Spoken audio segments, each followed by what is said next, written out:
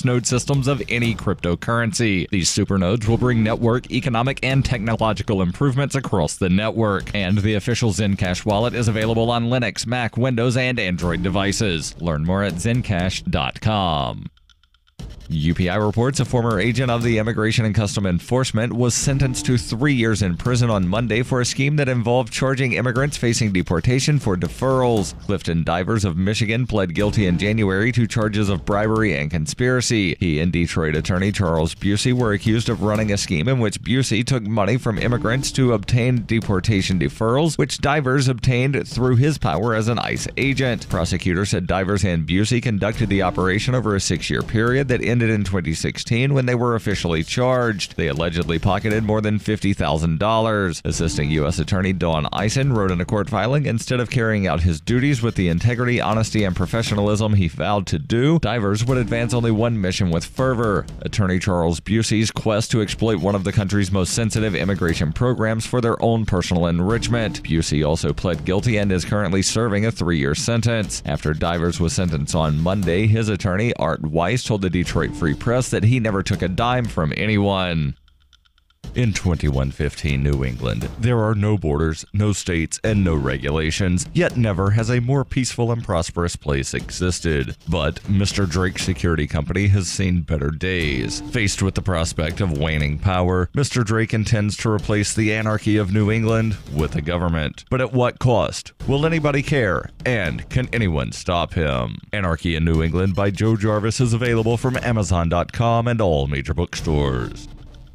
Reuters reports a break in the brutal heat wave that has baked California for much of the summer gave firefighters a chance to attack a string of major wildfires burning across the state that have killed 8 people and destroyed thousands of homes. The cooler temperatures, down from triple digits across much of Northern California, came during a 2-day tour of devastated neighborhoods by 2 Trump administration officials, U.S. Interior Secretary Ryan Zinke and U.S. Agriculture Secretary Sonny Perdue. Zinke told local media during a visit that the intensity of this year's fire season, one of the worst in California in more than a decade, showed the need for clearing underbrush and removing dead trees. Some 110 major wildfires are burning across the western United States and have burned more than 8,900 square miles, an area larger than the entire state of New Jersey, according to the National Interagency Fire Center. As of Monday, the Carr Fire has blackened some 203,000 acres and killed 8 people in and around Shasta County, north of Sacramento, near the Oregon state line, with 61% of the fire contained as of Monday afternoon, according to the California Department of Forestry and Fire Protection. About 130 miles away, crews had cut buffer lines around 68% of the largest wildfire recorded in California history, the Mendocino Complex, which has already charred 344,000 acres. In Southern California, the Holy Fire, which authorities say was set on August 6 by a disgruntled homeowner in an Orange County canyon, was 52% contained after torching more than 22,000 acres and destroying dozens of cabins. CAL FIRE spokesman Kerry Wright said the increasing containment was good news, but did not necessarily mean the wildfire season was quieting down. This has been FPP Radio News. Online at fppradio.com. In an unsettling video released over the web this week, Buddhist extremist cell Kamathana vowed to unleash a massive wave of serenity and nirvana all across the West. Members of the group threatened to implement such severe measures as tranquil chanting, meditation sessions, and eye-opening koans, and assured U.S. leaders of the group's absolute commitment to engulfing Americans in complete and unyielding enlightenment. Here now is a clip from the video. We will not cease until every city, from New York to London, succumbs to a state of spiritual harmony. Prepare yourself. Sources confirm that the Pentagon responded to the film by ordering immediate tactical bombings throughout Tibet. And in tech news, the inventor of the Gromdar says he's determined to put a Gromdar in every American home. In other news, a woman who had almost formed a healthy sense of self joined social media, and an area man can remember exactly where he was and what he was doing when he assassinated John F. Kennedy. This is the Onion News Network. The Call to Freedom is an opinion show. It's meant for informational purposes only. It is not licensed financial advice. It is very important to do your own analysis before making any investment based on your own personal circumstances. You should take independent financial advice from a professional in connection with or independently research and verify any information that you hear from the Call of Freedom and wish to rely upon, whether for the purpose of making an investment decision or otherwise. I mean, come on, guys. Duh. It's a cryptocurrency investment and a political talk radio. Of course, it's opinions. Computers are online. I'm gonna start loading software. 5, 4, 3, 2, 1. Welcome to the Call to Freedom. Broadcasting live from VerdCoin Studios on LRN FM. You're listening to Will. You will listen to every damn word I have to say. And Aria. Be afraid. Be very afraid. Stay tuned for political talk and everything crypto. That's right. Broadcasting internationally on our BitPlus network satellite. This is the Call to Freedom.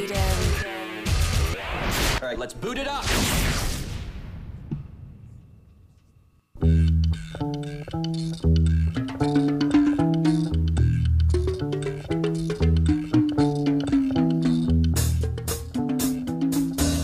That's right. Welcome to the Call to Freedom here on LRN.FM. We're broadcasting live this Tuesday afternoon. It is August the 14th. I am your host, Aria DeMeso, joined in the studio by Chris Wade of Think Penguin. How are you doing today? I'm doing great. It's a beautiful, beautiful day in Keene. It is. It rained earlier, and then the sun came back out, and it looks like it may rain again. It's never going to stop. Did it rain? I didn't even realize it rained. It did. I don't think it's ever going to stop raining. It's been pretty crazy the last week or so, right? Yeah. Well, it's been longer than that since I got here, really. I'm told it doesn't ordinarily rain this much, but there's a rain. I kind of feel like there's a rainy season, but yeah. Okay. It definitely has been a lot of rain. Well, I mean, it only sucks because, as soon as I straighten my hair, it decides it wants to rain again. And that's happened every single time that I've straightened my hair. Well, stop straightening your hair. Maybe that's the problem. Well, I have to. If I don't, it's just a mess. Well, as you've no doubt noticed, Will Coley is not with us today, but that's all right. We're going to carry on without him. Doing the best we can because we were expecting him to bring in a couple of videos or something for us to dissect. And I have some that I want to pull up and preview, but I don't know whether or not any of them are actually going to be suitable for diving into. So in the meantime, we will discuss something that Chris brought in a little while ago about Starbucks and cryptocurrency. Yeah, so this is kind of interesting. Starbucks is apparently in partnership with Microsoft to allow customers to pay for Frappuccinos with Bitcoins. Now, this story is coming from CNBC. The Seattle-based coffee giant is working with Microsoft and a leading global exchange on a new digital platform that will allow consumers to use Bitcoin and other cryptocurrencies at Starbucks. I mean, is there any other major chains that have decided to take any kind of cryptocurrencies nationwide like this? There are not. We talked with a guy last week who is using rewards.com, which is a rewards platform, but it pays you with Dash. Very similar to the Dashback program we have here in Keene. Interesting. Only it still pays you, a significant amount. And it works with all sorts of retailers like Walmart. I know Walmart was mentioned. Home Depot was mentioned. Mm-hmm. And you sign up with rewards.com and you browse, the vendors that you wish to purchase from. And after you make your purchase, you get Dash. But now that's not directly, like the stores themselves aren't directly accepting it, right? So you can't walk in and actually pay with cryptocurrency. I mean, most of them just started accepting PayPal, so I guess give them time. Yeah, this is very true. I mean, this is kind of the funny thing. It took, I always bring this up when people are like, well, nobody takes cryptocurrencies. Yeah, well, you know what? Nobody took credit cards back when credit cards first came out either. I mean, it took 40 years for them to see widespread acceptance. PayPal has been around since the 90s, and we still... It's getting more stores are taking it, but it's still not widely accepted. What I've learned is that PayPal has bypassed that problem with their debit card. It's a MasterCard, so it's usable anywhere MasterCard is usable. Yeah, they did. They kind of worked with the banks as opposed to going directly the more direct route, which is Apple Pay and what's the other one? Google Pay. Google Pay. Yeah. I mean they do exist, and I do see those widely accepted, but not so much widely used. They're usable at Walmart, are they not? I believe a lot of places take them, but I haven't actually seen anybody. I think I've seen somebody use them like once or twice, like those other platforms. Most of the times when I see people paying with something other than credit cards or cash, it's actually some sort of cryptocurrency. Yeah. But Keen's a little bit different. So yeah, Google Pay doesn't work if your phone is rooted. And I can't imagine any scenario in which I would not. Oh, interesting. I did not know that. Yeah, so my phone is rooted also. So yeah. Interesting. So no Google Pay for you either. No. I wouldn't even. I'm sure there's a way to bypass it because it's rooted. So you can hide it if you really want to spend the time looking into it. I don't know. But I don't see any reason to use Google Pay anyway. I don't know anybody would want to. It's just like, I mean, what's the advantage of it versus PayPal or cryptocurrency or just a debit card? I mean, I think the idea is it's supposed to make it easier. But I don't know. I'm just not. So sure it would seeing it. Essentially be as easy as cryptocurrency, I suppose. I imagine either it communicates with your device via NFC, which you wouldn't want, or most people, security-minded people wouldn't want, or it has a barcode for people to scan. Yeah, there is something. I think WeChat or something is similar to cryptocurrencies, and as far as how you do the transaction with a QR code and stuff. But I've never seen WeChat used either. But that's more of a thing in China and probably just that region. Yeah, isn't that their replacement for Facebook or whatever it was? It's like a Facebook thing, I think, but it's also a payment system, and it's apparently fairly widely accepted in that part of the world. Interesting. But I'm not really that familiar with it. I just know I have seen it actually in the United States. I was at DEF CON in Las Vegas over the weekend, and I actually did see a business at the airport that was taking it, seemingly. So that was kind of interesting. So yeah, there's certainly more payment options today than there have been in the past. So there are, except all of these, except cryptocurrency, ultimately fall back to just ways of using cash. Oh yeah, so cryptocurrencies are definitely different. They're not backed. There's not a hard currency. There's not a fiat currency behind it, which is obviously the case with any kind of credit card or and that same Google lack Pay of fiat that we praise is the reason that we're all losing just massive amounts of money right now. Right, and it's actually kind of crazy because all of these other payment options are backed by fiat are basically they have a cost to them, like a substantial cost. My understanding of how Apple Pay works is it basically links to your credit card, and you still end up having those fees that it's like they want to keep giving the banks the fees. I don't understand it. You would think if they implemented a whole new payment system that Apple would take the fee, right, and profit from it. But maybe they have some sort of agreement, or I don't know. It just seems absolutely insane. Well, I'm sure Apple gets a kickback for it. Yeah, they've got to. I mean, I can't imagine. I mean, why would you set up a whole new payment system that merchants accept and then to monitor what people are purchasing so that they can advertise to them more effectively? Yeah, that's true. Maybe it was a little bit easier to set up with. I mean, or maybe it was easier to get it accepted, or maybe I don't know. I mean, there's got to be some sort of advantage. Maybe it's distribution, getting more businesses to adopt it quicker if they're working with credit card companies, as opposed to not.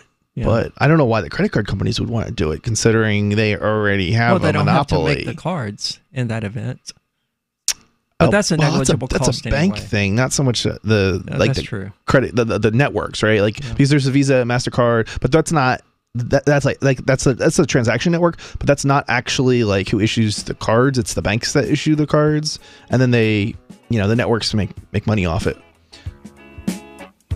Very interesting. Well, when we get back, we're going to have more of this story. We're going to actually get into the story about Starbucks and cryptocurrency. I have it pulled up here as well, and it seems to largely depend on whether or not you're using the Starbucks app, which is now integrated with iPayU in order to allow automatic conversion between cryptocurrency and USD. Oh, this doesn't sound like real crypto then. No, it doesn't. It basically sounds like you sell your crypto and it automatically uses that cash to buy the drink for you. But we'll get into it when we get back. So stay tuned here on the Call to Freedom. Did you know that Free Aid is a mutual aid, educational, and networking organization? At Free Aid, we support volunteers who provide first aid. We do outreach to the public about health and safety, and we bring together medically skilled freedom lovers.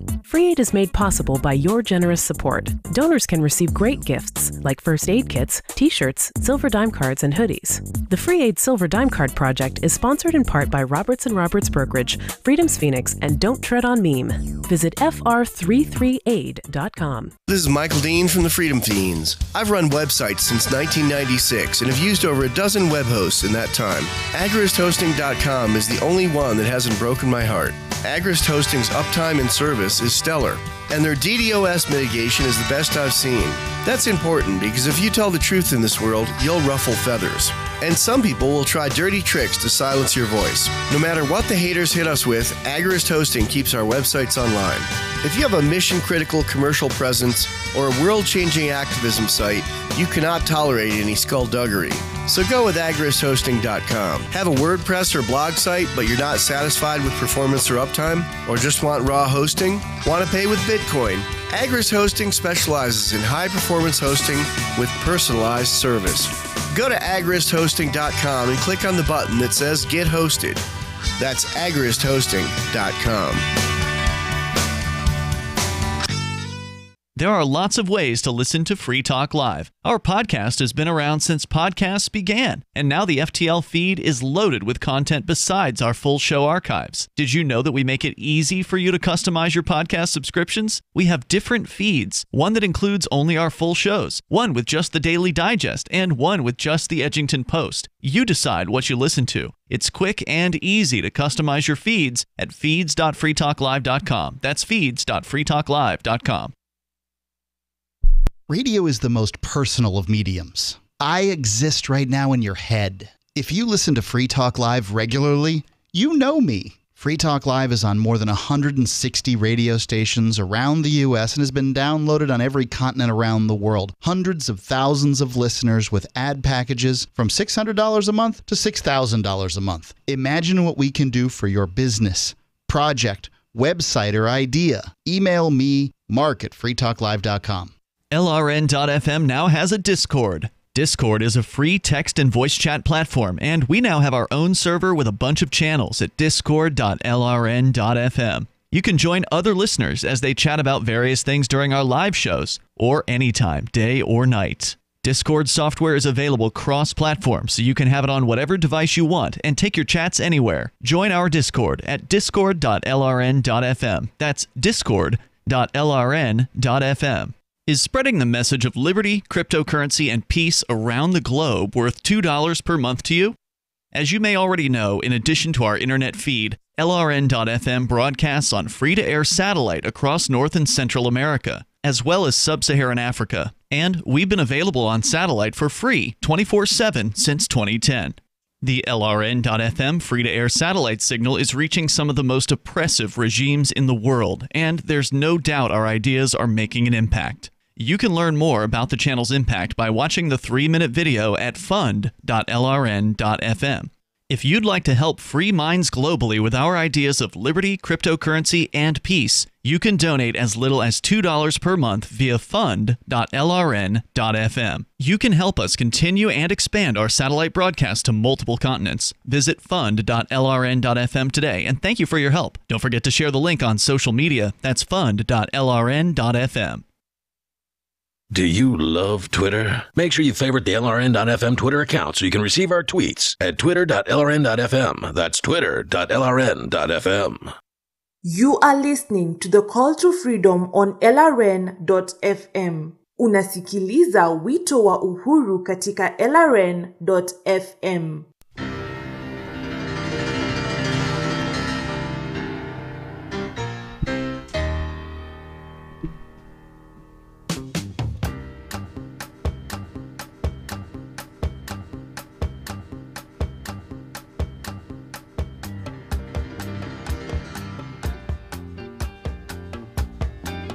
All right, welcome back to the Call to Freedom here on LRN.FM, where we are discussing, evidently, the Starbucks app, which now allows you to kind of, sort of, but not really, pay with Bitcoin for your lattes or your frappuccinos or whatever the hell people are purchasing from Starbucks, because I don't buy cheap coffee for 5 times the price it's actually worth.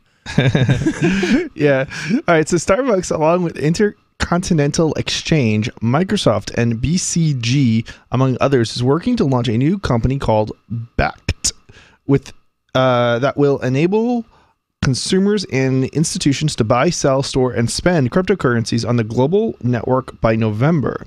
The platform with convert Bitcoin and other crypto coins into US dollars that can be used to buy a cold foam cascara, cold brew, matcha, lemon. You can clearly see this is not something I purchase usually, or anything else at Starbucks.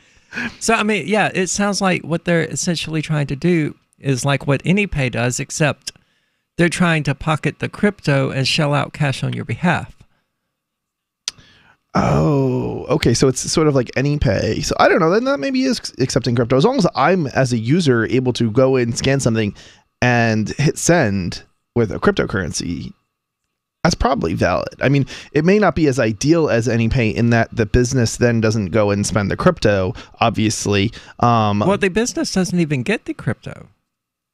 Right. Is what we're hearing. Right. So it's sort of, this it would be sort of like, does. it would sort of be like the BitPay app. Well, although the BitPay app, merchant app does allow you to forward the cryptocurrency, though, technically. So, and didn't it kind of suck? Well, it actually worked for a very long time. It worked very well. The problem was when the Bitcoin fees went up, they didn't get on board with accepting other cryptocurrencies where the fees weren't out there quickly enough. So everybody moved away from BitPay to the new AnyPay that was developed as a competitor to it. So I like how the name is like giving BitPay the finger. Yeah, it's like you failed to do this. You failed to offer. I mean, BitPay is. I mean, it's been essentially replaced, I would guess, directly by OpenNode and the Lightning Network, which is the new "we only take Bitcoin" application. Yeah, I don't know how much a lot of the people who have things they dislike about BitPay, I actually don't have so much a concern about. It's actually some other stuff, and I don't even remember what it is. But like they've done some stuff that have kind of been like that have kind of annoyed me. But yeah, I mean, I certainly think they did miss their mark as far as getting on top of taking other cryptocurrencies. And I think at this point they probably need to take other cryptocurrencies in order to continue to be a useful. Well, where outside of New service. Hampshire would anyone have used them anyway? The BitPay app, as far as so we're talking about the BitPay merchant app, which retailers use to accept cryptocurrencies or Bitcoin or Bitcoin Cash now, because they did add that, but they took them a while to add the Bitcoin Cash option. So yeah, I don't know. I've never. It took Jax a while as well. I've never actually encountered other than MIT's bookstore at one point, but they stopped accepting it. So I imagine they used it, but I never actually had the opportunity. I tried once. They didn't know how to use it or how to accept it the one time I tried it. The following year, they weren't taking it anymore. So yeah, it's a good question. I don't know. Well, I imagine that, even outside, within New Hampshire, that AnyPay just has it curb stomped. And that, even if BitPay did add support for other cryptocurrencies, it's fighting an uphill battle now of it has to do more than just adding other cryptocurrencies because AnyPay already has that, and it's I would agree. I would agree with you. I think both AnyPay. I think there's definitely an opportunity for competition if AnyPay wanted to get back in the game, but it's gonna have to decentralize everything and not act as a middleman. I think it's the only way you're gonna at this point compete with AnyPay. I mean, BitPay is going to be able to compete with AnyPay as far as a merchant app is concerned. Now BitPay does have a. I take AnyPay. I do for my IT services and for guitar lessons and for all sorts of other things I do. So, it took me all of 2.5 minutes to set up an account. Yeah. AnyPay is pretty easy to use. So I actually take BitPay. My company takes BitPay, but online. So we don't have a retail store so we're not using either AnyPay or BitPay's merchant app, but online we do use their plugin still within our so BitPay platform. Is usable with websites. AnyPay has not added that okay. So we can go into that a little bit. So BitPay has. I guess they're not participating in the Lightning Network, which is kind of an interesting stance to take. apparently is It annoyed is, considering it was a lot of users. fees that sort of broke them the first time, from what I've heard. Yeah, well, what they've done is they've decided to charge the user a fee in order to make it work. A $5 fee, correct? Yeah, I actually don't know what the number is exactly. I think that's what Chris from Route 101 Goods was saying. Okay, it might be adjusted. They might have adjusted it over time. 'Cause I don't think it's that high now. Okay. But it's, you might pay 40 cents or something like that. Whereas with Bitcoin Cash, there is no fee, and that's how it used to be with Bitcoin through BitPay. But interesting. Yeah. So when you said there's no fee, do you mean at all, or do you mean it's a negligible fee, such as with Dash or? So when I say a fee, it's BitPay doesn't add a fee to it, basically. You still got the transaction fees and all of that. Yeah, so the Lightning Network bypasses those. The actual Bitcoin transaction fee, you're still going to have to pay. Right. But there was an additional fee that BitPay charges, which is, I guess, roughly the transaction fee. So I guess you're kind of paying like twice as much, kind of. Right. Because I guess I don't know if it's because they forwarded it or I'm not sure exactly. Well, that's one interesting issue with AnyPay is that they don't have any way built into their system for them to make money right now. So, I mean, all of the work they're essentially doing on it is pro bono. Yeah, so and I think most vendors and most users would be all right with like 0.5. I mean, they're giving away money for people to use it, but I mean, that aside. Right. So I love AnyPay. I think it's great. It works well. I honestly don't know that it's the future. I think there's going to be something that comes along to replace it at some point. I think they have too many organizational issues for it to really constitute the future. Outside of here or in Portsmouth, I can't imagine anyone using it. It came to existence as a result of BitPay's failures, and it's just a replacement. It's not technologically speaking, an advancement. And I think there is opportunity for advancement to occur via a decentralized app, and that's not what BitPay is. That's not what AnyPay is. Mm-hmm. So unless AnyPay, they decide to do something that is decentralized, it seems like we're just kind of continuing, what we had already, and there's still opportunity for some other company or entity to get in here and compete. Okay, awesome. Well, we'll get back shortly, and we actually have found an interesting video that we would like to watch and listen to with you. Stay tuned for that. It's going to be from Phil Hellenes, who we listened to last week, discussing whether or not human beings are insignificant. This time, we'll be having more of a discussion about war and the general insanity of human beings. So stay tuned for that.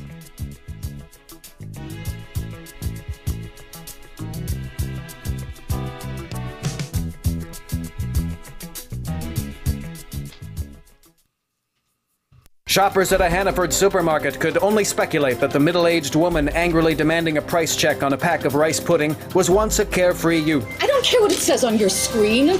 This is why people go to the store across the street, because of the way they're treated here. Nobody likes it here. Those watching the woman angrily asking for a manager over a $1.20 price difference imagined that the woman was once a fresh-faced college graduate, too spirited and fun-loving to throw a bitter tantrum in front of a room of complete strangers. She was probably once just some freewheeling college kid, Her biggest concern was which one of her friends she was going to hang out with at night and whether they were going to meet at the movies or a bonfire on the beach.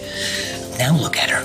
I'll bet if you'd have told her 10 or 15 years ago that one day she'd be ripping into a grocery store clerk with a room full of strangers staring at her, she'd have been horrified. It's sad. In other news, a few years in the military would have really straightened out a troubled teen killed in Afghanistan, and a man on the verge of self-realization instead turns to God. This is the Onion News Network.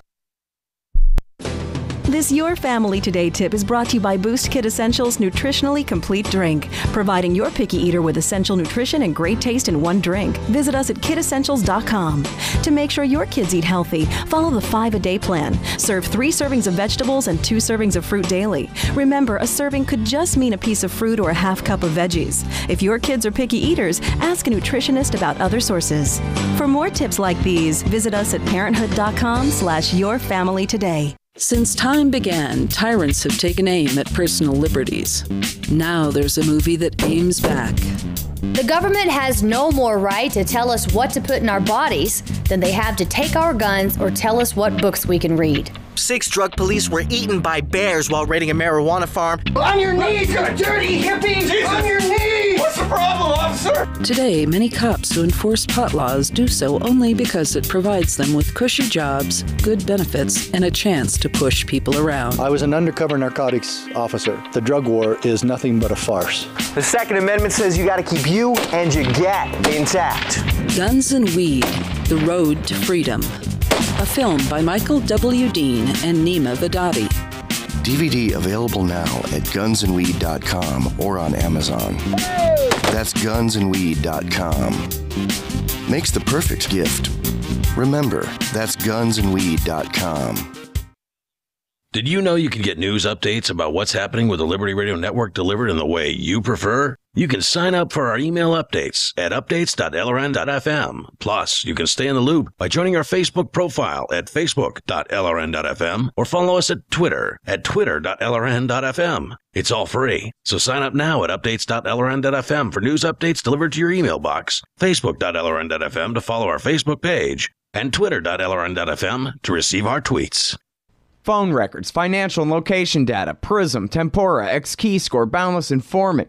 Hey, y'all, Scott Horton here for offnow.org. Now, here's the deal. Due to the Snowden revelations, we have a great opportunity for a short period of time to get some real rollback of the national surveillance state. Now, they're already trying to tire us by introducing fake reforms in the Congress. And the courts, they betrayed their sworn oaths to the Constitution and Bill of Rights again and again, and can in no way be trusted to stop the abuses for us. We've got to do it ourselves. How? We nullify it at the state level. It's still not easy, but the Off Now project of the 10th Amendment Center has gotten off to a great start. I mean it. There's real reason to be optimistic here. They've gotten their model legislation introduced all over the place, in state after state. I've lost count, more than a dozen. You're always wondering, yeah, but what can we do? Here's something important, something that can work if we do the work. Get started cutting off the NSA support in your state. Go to offnow.org. You can put the Liberty Radio Network on the air in your area. Visit broadcast.lrn.fm to learn how. Broadcast.lrn.fm. You are listening to The Call to Freedom. Live on LRN.FM. تستمعون إلى نداء للحرية مباشرة على LRN.FM.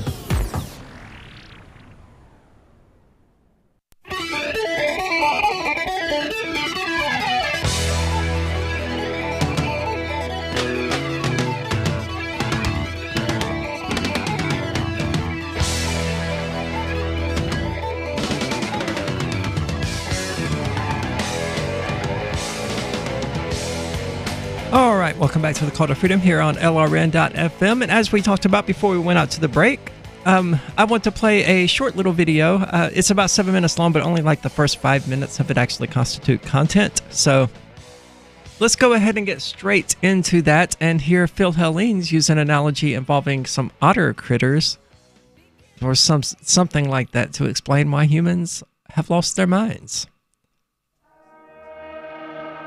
They live in a galaxy about 1 billion light years away, on a world every bit as beautiful to their eyes as Earth is to ours. They look a lot like meerkats, but don't let that fool you.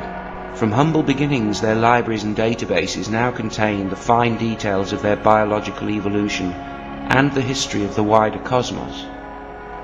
They're no strangers to joy.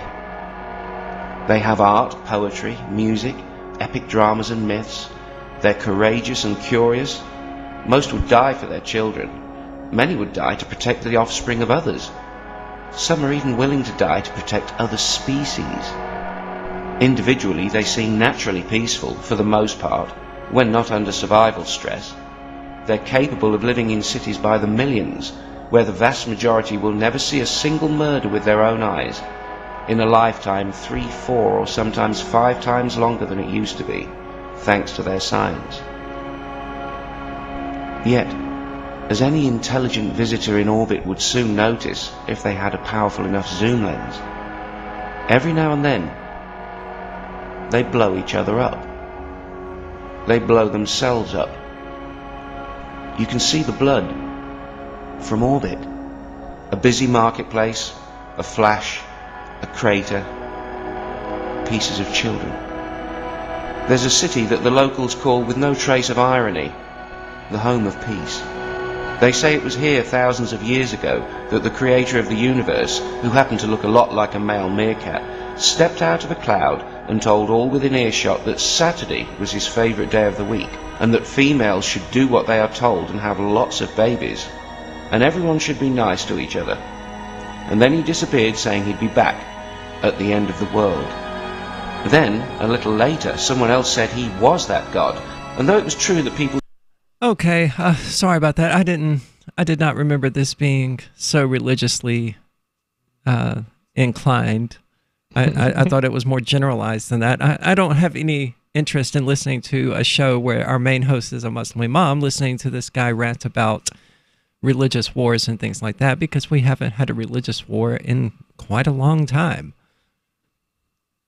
So, I mean... Isn't there one going on in the Middle East still, or... Well, I don't know how much of that could really be attributed to religious disagreement as much as just ethnic disagreement. And okay. We've divided ourselves into various groups, and our group is better than your group. It wasn't there the Palestinian, or not Palestine? What about in the UK? Didn't that just end like in the 90s? Was there a religious war in the UK? Yeah, between Protestants and Catholics. This is the first I've heard about it. I mean, they don't get along, but I'm not aware of any war. IRA, Republican National Army, or something. I'm not. I mean, it's a bit dated. Well, there was at this the point. LRA. I mean, I'm not saying that people don't fight and use religion as an excuse. Absolutely, they do. But that's just one manifestation of that us and them mentality. That we're in this group, you're in that group, and you being in that group makes you evil, and our group needs to kill your group. And it really doesn't seem to make much of a difference whether they divide themselves into groups based on religion, or whether based on nationality, or skin color, or sexual orientation, or whatever. And then what about the religion of the state? Well, that's definitely the way in which the actual hostility manifests. Okay, I would say, but I'm not aware of any real effort by statists to kill anarchists. I mean, and I think they just tend to ignore us. Wouldn't it be more along the lines of, I don't know if I would agree that they ignore us, but I would think it would be more along the lines of there's different nationalities, and then each nationality there are, statists within, worshiping essentially their own god, which would be their state, and then their states go to war with other states, and so it's. There's definitely been a weird sort of, and I think it was democracy that caused it, a weird sort of confusion where people have mistaken themselves as their rulers or as their states. I mean, and it began in World War II in Sincera when chivalry died. Mm. And war prior to that was a conflict between states. One state fought another and tried to destroy it and conquer it and replace it. But during World War II, largely because of German accidentally bombing London and the British Empire retaliating by bombing Berlin, it became this whole, we're no longer just trying to destroy your state or the army that defends your state. We're trying to destroy your people themselves. Yeah, it's an interesting thought. It kind of reminds me of something I read at some point about how in the early colonies, the British, this was during, I guess, British rule, people would be basically tried, I guess, and, by the state, so to speak. And they, I guess, had some sort of, jury system, I guess. And it was very rare to actually for the people to find somebody who was being tried guilty because of, I guess, a distrust, with the state. And it's interesting how we've got the exact reverse thing happening now, where it's almost impossible for a jury to find somebody not guilty. Unless they're part of the state, like the police who do horrific things. Exactly. Yeah. No matter what they do, they don't get found guilty. Yeah, and I think you make a point where it's we or I shouldn't say we, because I wouldn't include myself in this group, but when you say we, I know who you're referring to. Yeah, I mean the population in general there's a heck of a lot more people in general who would exactly take that position that they are like essentially the state, so to speak, or they are part of. Well, the Constitution pulled the wool over our eyes, and I'm not aware of any way to remove it for most people, because I mean that was the greatest deception in human history. We need to convince these people that they are part of this ruling caste. Yeah, and it's very much I think it's very much been successful. I've always questioned democracy, and it's not because I don't necessarily think that it's maybe the best system that we've got, but it's certainly... I reject it because people are stupid. The average person is stupid. Well, yeah, and this is part of the problem. And half of the people are even dumber than that. Right. And I don't want those people having any authority over me. The general population is not capable of ruling in any sane way. It's just they're not. Oh my God! We just end up with a different group of. A different group that's abusing us, basically. Yeah. Instead of having a small elite that abuses us. Well, they still abuse us, but you get what I'm saying. I mean, it's like old Benjamin said during Animal Farm that nothing ever actually changes for the animals. Yeah. It doesn't matter whether humans are in charge or pigs are in charge. You get to vote on who's going to abuse you next. Yeah. Right. It's insane. And they're one and the same anyway. I mean, there's no substantial difference between Trump and Hillary, except Trump is more willing to say mean things. But I don't even know how true that is, because you have videos of Hillary going, Hillary said a lot of really terrible stuff too. I mean, she's like advocating killing of babies and shit overseas. Like, how is that not? I got it. But yeah, I mean, she has said some terrible things. I mean, regarding Gaddafi, it was her whole "we came, we saw, he died," and then she laughs. And this is in an interview for the entire world to watch. Yeah, what is the matter with you, you psychopath? Oh, she's definitely a psychopath. People are dead, and you are the reason why. And that's not to say that our Trump is any better. Oh, absolutely not. What do you shop for that you could otherwise buy at Amazon? Pretty much everything, right? Amazon has competitive pricing and they deliver, and that's a big plus. If you could plan ahead in your shopping, would you be interested in saving up to 33%? There's a catch. You have to do your shopping in Bitcoin. But imagine those savings. It's like a huge raise. All you have to do is go to saveitpurse.com. We've saved thousands, and you can too. Plan ahead and save. Saveitpurse.com. Why did you move to the Shire? I moved here to the Shire because there's other people around who take liberty just as seriously as I do. I moved to the Shire because I saw videos of people challenging authority and thought that I could get support myself. It called to me, like, do this right now. I wanted to be around people like me who got it. And once I got here, I knew there was nowhere else that I wanted to be. I've always wanted to change the world. So I moved to the Shire to join people who were actually working towards doing the same thing. The people here are awesome, loving, and positive. It was for the adventure and for the feeling of something important is happening here. And I just wanted to come to sort of be part of that. Visit ShireSociety.com to read and sign the Shire Society Declaration and learn the reasons why, if you love liberty, you should immigrate to the Shire. Plus, add yourself to the Shire map at ShireSociety.com. That's ShireSociety.com. Imagine someone in your community getting in their car, turning on the radio, and hearing the Liberty Radio Network. You can make that vision a reality with your own micro radio station. Visit broadcast.lrn.fm to learn how you can put our programs on the air in your area. You can have LRN.FM running around the clock, and you can even add in your own local shows. Building a radio station is simple, but programming isn't. That's where LRN.FM comes in. Learn more at broadcast.lrn.fm. That's broadcast.lrn.fm. Looking for a great real estate investment? Consider New Hampshire, which is ground zero for the Liberty Movement. Your first call should be to Mark Worden from Porcupine Real Estate. He's more than just a real estate agent. He's your New Hampshire concierge. Where are the best places to live? Do you want farm, city, the burbs, or forest? Do you want a duplex or multifamily building so that renters pay your mortgage? There are homes in all price ranges in New Hampshire, and Mark can help with financing too. Invest in liberty and property. Mark Worden can help. PorcupineRealestate.com.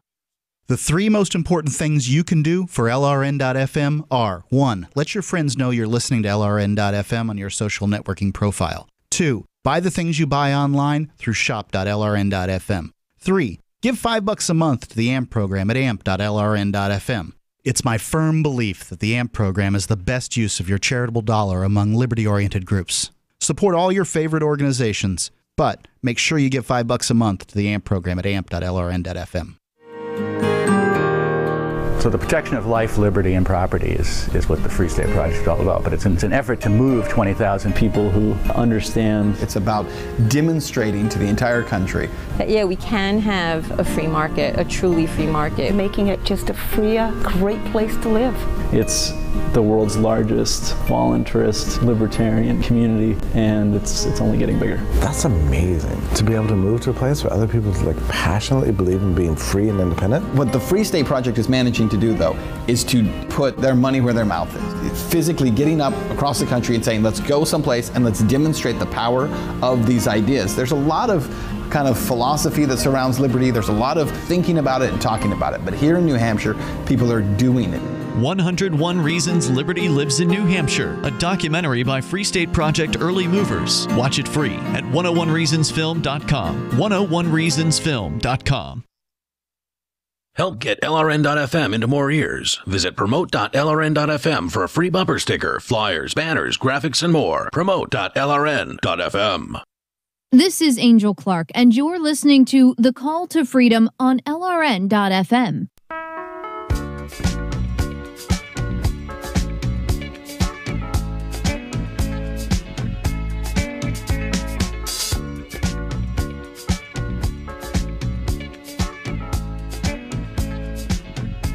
All right, welcome back to the Call to Freedom here on LRN.FM, where we are broadcasting live from beautiful Keene, New Hampshire, here in the Zencast studio. I am your host, Aria DeMesso, joined, of course, by Chris Wade of Think Penguin. Do you know what we were talking about before we went out to break? Because I am completely blanking on it. I spent the break looking for a video for us to watch during the third hour. Yeah, I feel like we were going on to something new, but what were we talking about? The religious conflict in the UK. Yeah. Okay. There apparently was one in Ireland. Yeah. Northern Ireland, according to Mortified Penguin on Discord, so thank you for that. Well, I mean, was it a true... I'm going to have to look into that, because it doesn't seem like it would be any kind of... It was something like, I don't remember which group was which, but it was the UK... was it anything that would really constitute a war? Yeah, definitely. So it was something along the lines of, I don't remember whether it was the Catholics or the Protestants, but one of these groups basically wanted independence. Yeah, I believe so. And the other group didn't, and I don't think the UK wanted to let them go independent. So the other group, shocking, right? The other group they've been basically doing that for was 200 years. You know, they created an army of a sort, and then started doing bombings of the UK and. Interesting. And then more than 3,500 people were killed in the conflict. And the UK tried to crack down. And 52% of them were civilians. I mean, it all comes. I mean, they were attempting to establish a new state or a new religious state to fight against this other religious state. And through that whole thing, they had an even more dominant state telling them what they could and couldn't do. But even then, they weren't fighting the state or the other state as much as they were civilians, because chivalry is dead. And I think it was Rothbard who wrote about that. I think it was in Anatomy of the State, about how wars used to be chivalric. I mean, that's why we had the laws of chivalry, to prevent the destruction from spilling over into the peasantry, to keep them limited to the nobility and their soldiers, all of whom were, whatever brainwash you may wish to work into it, they were doing it voluntarily. You volunteered to be a knight. You volunteered to be a mercenary. I mean, they were jobs. They paid the bills. The peasants didn't volunteer for war. And so they were, in most ways, I mean, plus they had to stay back in the fields to feed the armies anyway.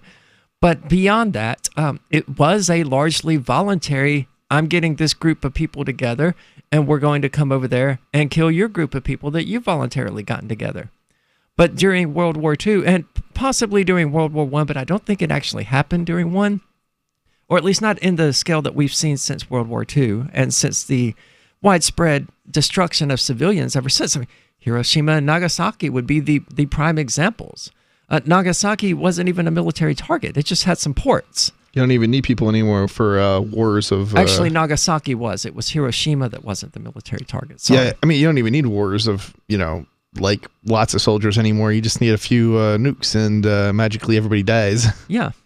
Hundreds of thousands of civilians, of innocent people slaughtered. And I was watching a video of it today, and it was this Asian woman with her child on her back, both of whom had been in the atomic blast that hit Nagasaki. And it was just horrifying looking at the expression on this child's face and seeing him covered in burns, and he couldn't have been more than 2 or 3 years old. We did that to a 2 or 3 year old child. And I'm not even against the dropping of the atomic bombs because I wasn't there. I recognize that we're not in a state of total war today, and I can't even appreciate the context in which they made the decision to drop those bombs. But looking at that, it is bewildering that anyone made the decision to do it. They say, hey, we're going to kill 2-year-olds. We're going to slaughter 2-year-olds by doing this. And they said, you know what, let's go ahead and do it. I think the reason they actually dropped the bomb had nothing to do with, the circumstances. They needed to test it, basically. Well, they could have tested it they needed, otherwise. They they did. They needed or they wanted anyway to test it on a human population, basically. Yeah. And see there's the results, and they did, and they got it. And what happened after that? They sent a ton of people over there to see what happened, basically, after they dropped the bombs. So that's true. That's true. I mean, you got to have tests. If you don't have tests, you don't know what your weapons are capable of, and that's kind of what happened. I think I don't think it had to do with it was gonna, if we don't do this, it's gonna extend the war for so many years. It wasn't that. That's not why we dropped it was them. just human bloodlust. I mean, really. We could have won. We were gonna win that war. We didn't know that at the time. Again, it's a terrible way to say it. That's revisionism. We had no idea at the time that we were going to win. We figured we were going to. The Japanese were losing big time, and it was just the issue. The argument was this is what they said. This is what they actually came out and said. I forget who it was, but whoever the leader was at the time, he came out and said, look, it's going to be 2 years. It's going to take us another 2 years at this rate. Now, they knew they were going to win. He said something to the effect of, I know we're going to win, or whatever. We know we're going to win. Well, the Japanese were saying that too the day before Hiroshima. The day after Hiroshima, the Japanese were still saying that. Well, I mean, propaganda-wise, I think you're right. But I think in terms of... the Nazis were still saying that as Berlin was being invaded, and clearly still believed it. Well, I mean, I don't know. I think they, to the extent that I don't want to say Berlin was being invaded. Sorry, I want to say liberated. I think you have some points here. But I think the way they were thinking was, I know we're going to lose this war, but that doesn't mean that there's not going to be a next war, and we're going to win the next one, right? And I think that's kind of that was kind of what was going through a lot of these leaders' heads. Well, particularly since Hiroshima and Nagasaki and people's general freak out about them on Facebook, I have been reading and watching a lot of World War II stuff, and I have not stumbled across a single source from Japan that suggested the Japanese were anywhere near ready to surrender. All of that comes from Americans. Well, no. I mean, the day of Hiroshima, they weren't ready to surrender, but they were. Their whole thing was, we're gonna fight this war until every last one of us is dead. Right. That was their attitude. Yeah. So certainly no. But I think the leadership higher up realized that they were going to lose, and they were just going to basically make America, fight until the very, very end, until every last one of their soldiers was basically wiped off. Well, I mean, we can speculate that deep down inside they believed the war was really lost, but it's not what they said or wrote in their diaries. That's interesting. I mean, they seem to be pretty convinced that they were ultimately going to prevail. So, and that they were just dealing with setbacks. Sure. That was now. Are we talking about before or after the nukes were dropped? Because after the nukes, I think that changed. Well, it changed very quickly. Yeah. Okay. 2 nukes will do that. Yeah. Sure. Yeah. But I mean, even after the second one, half of the Japanese cabinet was against surrendering, and it wasn't until Hirohito spoke up and said, "No, we're going to surrender." Sure. But again, there's a difference between knowing you're going to lose and you're still going to fight, and not thinking you're going to win, like thinking you're going to win and stuff. Fair enough. Fair enough. So. But Yeah, I mean, you're not wrong. I mean, it was all about suicide, right? I mean, the Japanese were known for using suicide bombers. It's like, you're going to die here. Kamikaze comes from. Right, exactly. So I guess in some sense it could be argued that the atomic bombs dropped on Hiroshima and Nagasaki saved the Japanese population. I wouldn't want to make that argument, but I imagine someone does. I think the argument that was used... Because, weren't there Japanese soldiers found on various islands throughout the Pacific, like decades after the end of World War II? Yeah, there were at least some. I don't know how many. I don't think it was a huge number, but yeah. I think it was 2. Yeah, still, it's just... Yeah, I know the president, and again, I might be attributing the wrong person, but they said something to the effect of, we know the excuse that they used after they dropped the bomb was something to the effect of, we know they're going to surrender, or they'd eventually surrender, but we were going to lose a lot of people as a result of if I didn't drop this bomb, we're going to lose a lot of good American men. It had nothing to do with losing Japanese men. Yeah. It was all about Americans. Yeah, and we could probably blame the death of chivalry for that, because it was no longer about destroying the Japanese army or the Japanese rulers, but about destroying the Japanese people. Because at the time, whether rightly or wrongly, we felt that we, the people, were being threatened existentially. It's interesting. We were, firebombing these cities and probably killing a lot of civilians. It'd be interesting to compare what the death toll was of the civilian population with the nukes versus the firebombing, because firebombing was significantly destroying their cities. Yeah, it was. Well, we'll be back with the Crypto Hour when we return shortly, so stay tuned for that. We got more news in addition to Starbucks, which we're not actually going to talk about anymore, but other crypto-related news that should be interesting, so stick around for that. Put the story in the wrong time.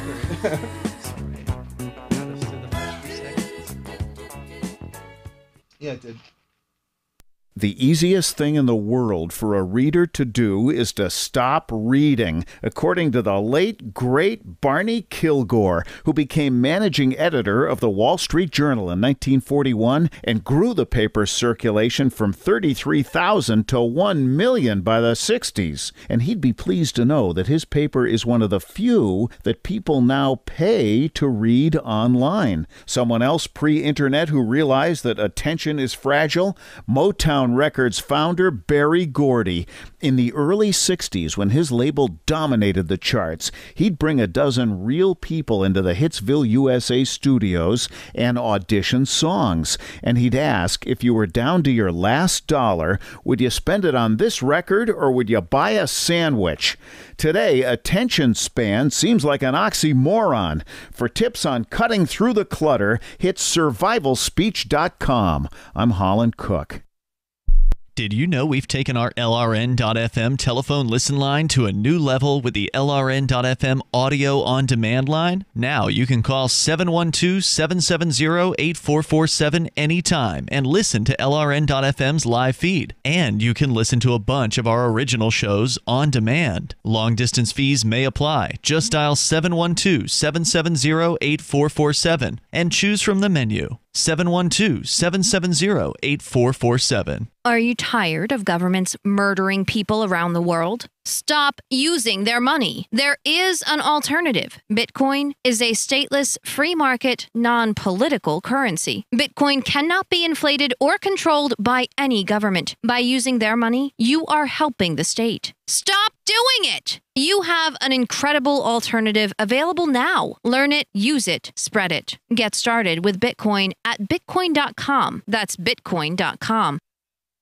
More of the Call to Freedom is coming up next, live after the news on the Liberty Radio Network at LRN.FM.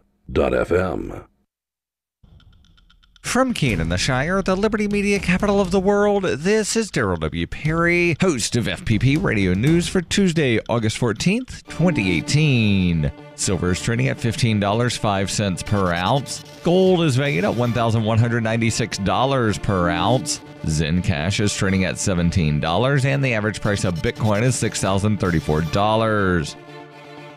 Antiwar.com reports Afghan President Ashraf Ghani held an emergency meeting on Sunday night to discuss the Ghazni crisis and ended with the decision to deploy a number of reinforcements to the city, which is being overrun by Taliban fighters. The Taliban began attacking the city on Friday and has killed at least 100 security forces since. Reports as of Sunday had them in control of the bulk of the city and surrounding districts on the outskirts. The reinforcements are leading to conflicting reports, with the Interior Minister claiming the Taliban are pushing back to just small pockets of resistance. The Taliban, by contrast, say they remain in control of most of the city. U.S. military statements, unsurprisingly, continue to downplay what they called an inconsequential fight on Friday, saying they view the Taliban in the area as isolated and desperate and insist that the control of the city remains with the Afghan government.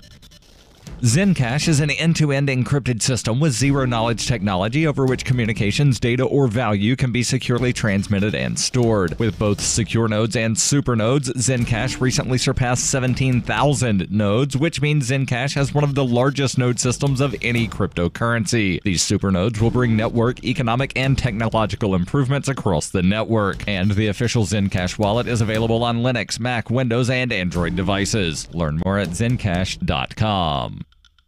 UPI reports a former agent of the Immigration and Customs Enforcement was sentenced to 3 years in prison on Monday for a scheme that involved charging immigrants facing deportation for deferrals. Clifton Divers of Michigan pled guilty in January to charges of bribery and conspiracy. He and Detroit attorney Charles Busey were accused of running a scheme in which Busey took money from immigrants to obtain deportation deferrals, which Divers obtained through his power as an ICE agent. Prosecutors said Divers and Busey conducted the operation over a 6-year period that ended in 2016 when they were officially charged. They allegedly pocketed more than $50,000. Assistant U.S. Attorney Don Eisen wrote in a court filing, instead of carrying out his duties with the integrity, honesty, and professionalism he vowed to do, Divers would advance only one mission with fervor: Attorney Charles Busey's quest to exploit one of the country's most sensitive immigration programs for their own personal enrichment. Busey also pled guilty and is currently serving a 3-year sentence. After Divers was sentenced on Monday, his attorney, Art Weiss, told the Detroit Free Press that he never took a dime from anyone.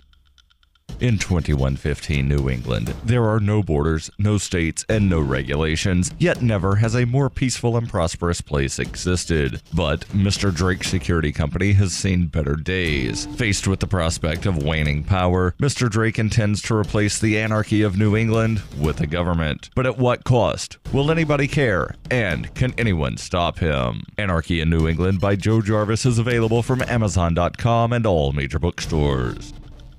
Reuters reports a break in the brutal heat wave that has baked California for much of the summer gave firefighters a chance to attack a string of major wildfires burning across the state that have killed 8 people and destroyed thousands of homes. The cooler temperatures, down from triple digits across much of Northern California, came during a 2-day tour of devastated neighborhoods by 2 Trump administration officials, U.S. Interior Secretary Ryan Zinke and U.S. Agriculture Secretary Sonny Perdue. Zinke told local media during a visit that the intensity of this year's fire season, one of the worst in California in more than a decade, showed the need for clearing underbrush and removing dead trees. Some 110 major wildfires are burning across the western United States and have burned more than 8,900 square miles, an area larger than the entire state of New Jersey, according to the National Interagency Fire Center. As of Monday, the Carr Fire has blackened some 203,000 acres and killed 8 people in and around Shasta County, north of Sacramento, near the Oregon state line, with 61% of the fire contained as of Monday afternoon, according to the California Department of Forestry and Fire Protection. About 130 miles away, crews had cut buffer lines around 68% of the largest wildfire recorded in California history, the Mendocino Complex, which has already charred 344,000 acres. In Southern California, the Holy Fire, which authorities say was set on August 6 by a disgruntled homeowner in an Orange County canyon, was 52% contained after torching more than 22,000 acres and destroying dozens of cabins. CAL FIRE spokesman Kerry Wright said the increasing containment was good news, but did not necessarily mean the wildfire season was quieting down. This has been FPP Radio News. Online at fppradio.com. Like most married couples, Dale and Barbara Patterson like to shake things up from time to time. The couple of 12 years says they've been able to keep their relationship spontaneous and interesting by bickering in all sorts of different positions and even different rooms. There was a while there when our petty nitpicking got pretty predictable. Dale would finish harping on some stupid bullshit first, and before I had time to get a word in, he would just let out a groan, roll over, and fall asleep. Now he really takes his time ripping me a new one over every little thing. Yeah, we'll just pounce on each other the second we get home from work in the evening. And then just go right back at it in the morning. I mean, sometimes we'll look at each other directly in the eyes when we're having an argument. Other times she turns her back on me and I just scream at her from behind. We're not exactly shy about doing it in public anymore. Dale gets pretty worked up when there are people around who could be watching or listening. I still can't believe you forgot. Not now. Oh, come on. I said not now. Oh, what? Don't even. Don't even what? I asked. This is the Onion News Network. The Call to Freedom is an opinion show. It's meant for informational purposes only. It is not licensed financial advice. It is very important to do your own analysis before making any investment based on your own personal circumstances. You should take independent financial advice from a professional in connection with or independently research and verify any information that you hear from the Call of Freedom and wish to rely upon, whether for the purpose of making an investment decision or otherwise. I mean, come on, guys. Duh. It's a cryptocurrency investment and a political talk radio. Of course, it's opinions.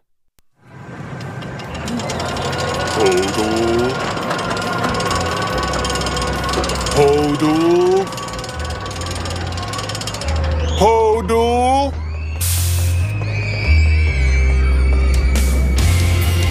You better hold on for dear life, because it's time for the Crypto Hour, brought to you by motionproject.org here on the Call to Freedom.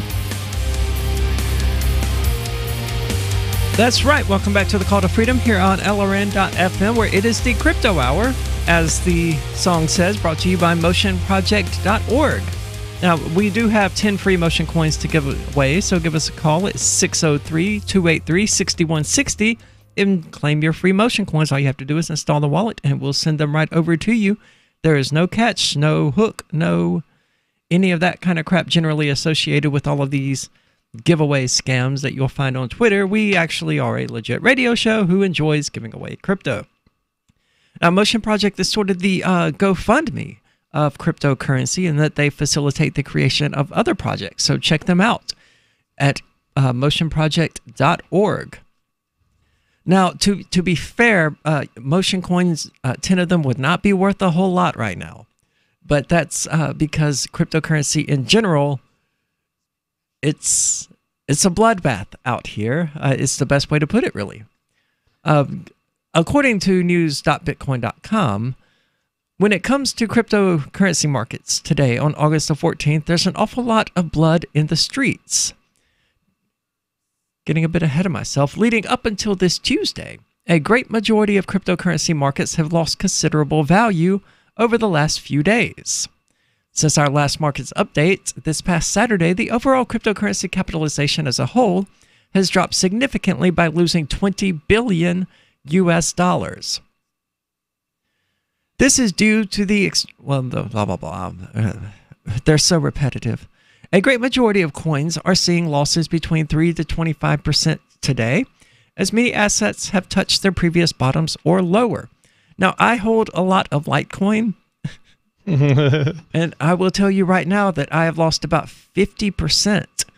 Actually, it's about 42% just in the last 4 to 5 days. I am not happy when I open my wallet, man. It's gone down, but it also cryptocurrencies have had a kind of a boom here too recently. So it's kind of only gone down relative to the boom. I mean, at least I know Bitcoin. I know Bitcoin has, because Bitcoin is still over 6,000, which is what it was like a month ago. Barely. It's barely. And now it went up 6,000. To what, 9,000 almost. So it's basically where it was prior to the boom. Prior to the most recent boom, yeah. Yeah. Well, Bitcoin Cash is not. It hasn't been this low in a very long time. Yeah, I'm not entirely sure about the other cryptocurrencies, but I know Bitcoin at least. Well, Bitcoin Cash is down to 490.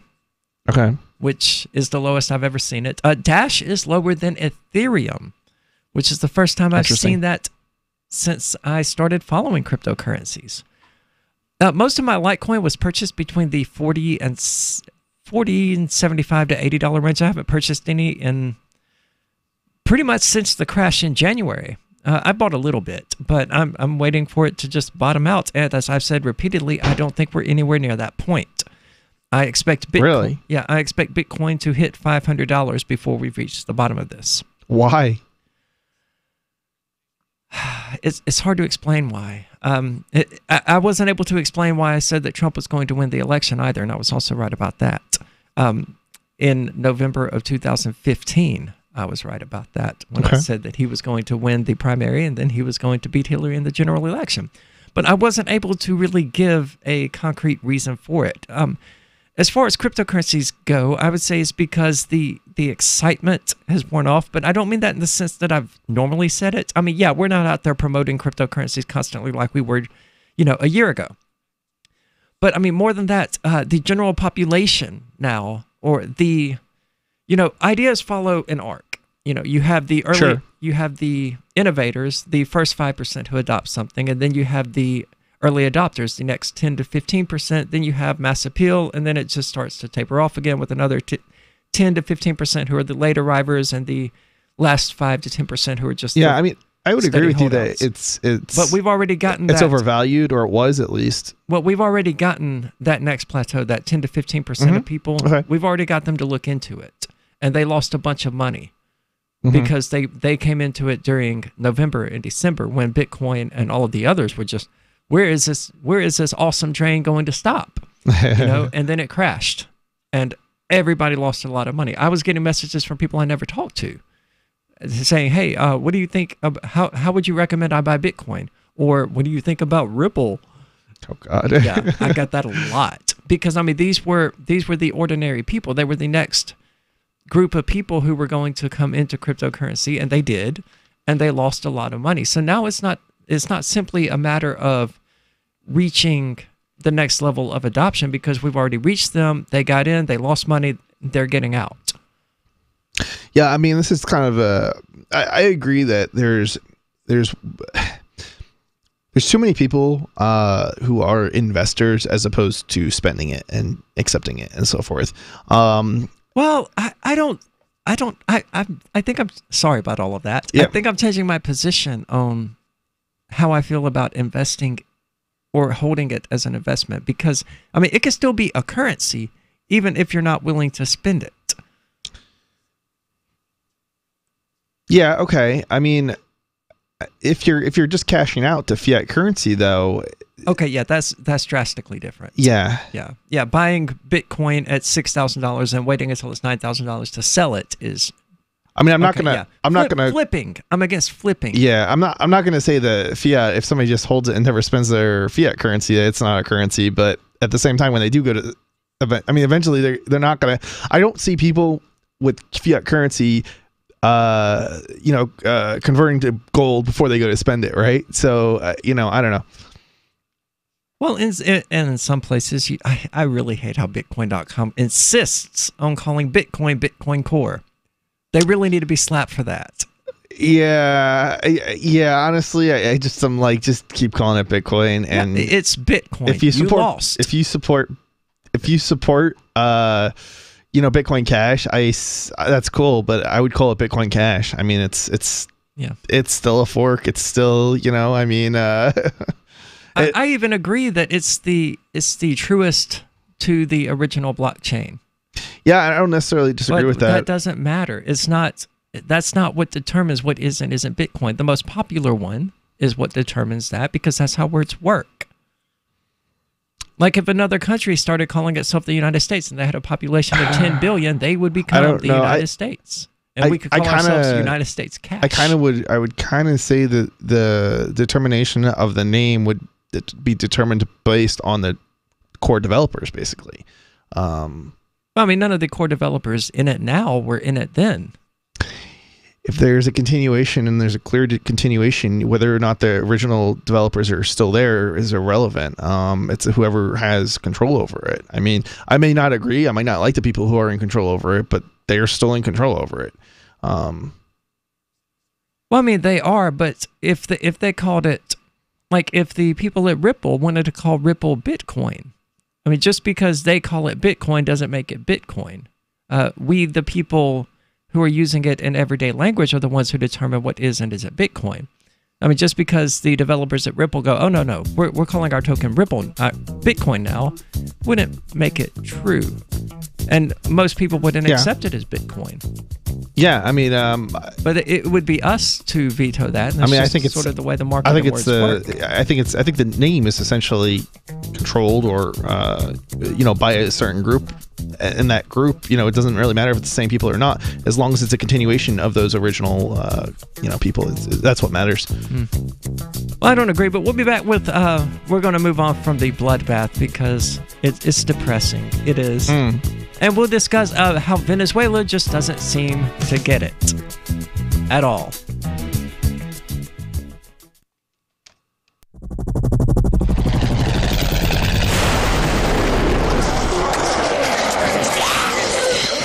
In Survivor Max 2, School Bites, Max must scavenge through a wasteland swarming with the undead. Desperate to find the medicine he needs, he discovers a community of survivors at his former school. Has he finally found the safe haven he's been looking for, or will he discover that school bites?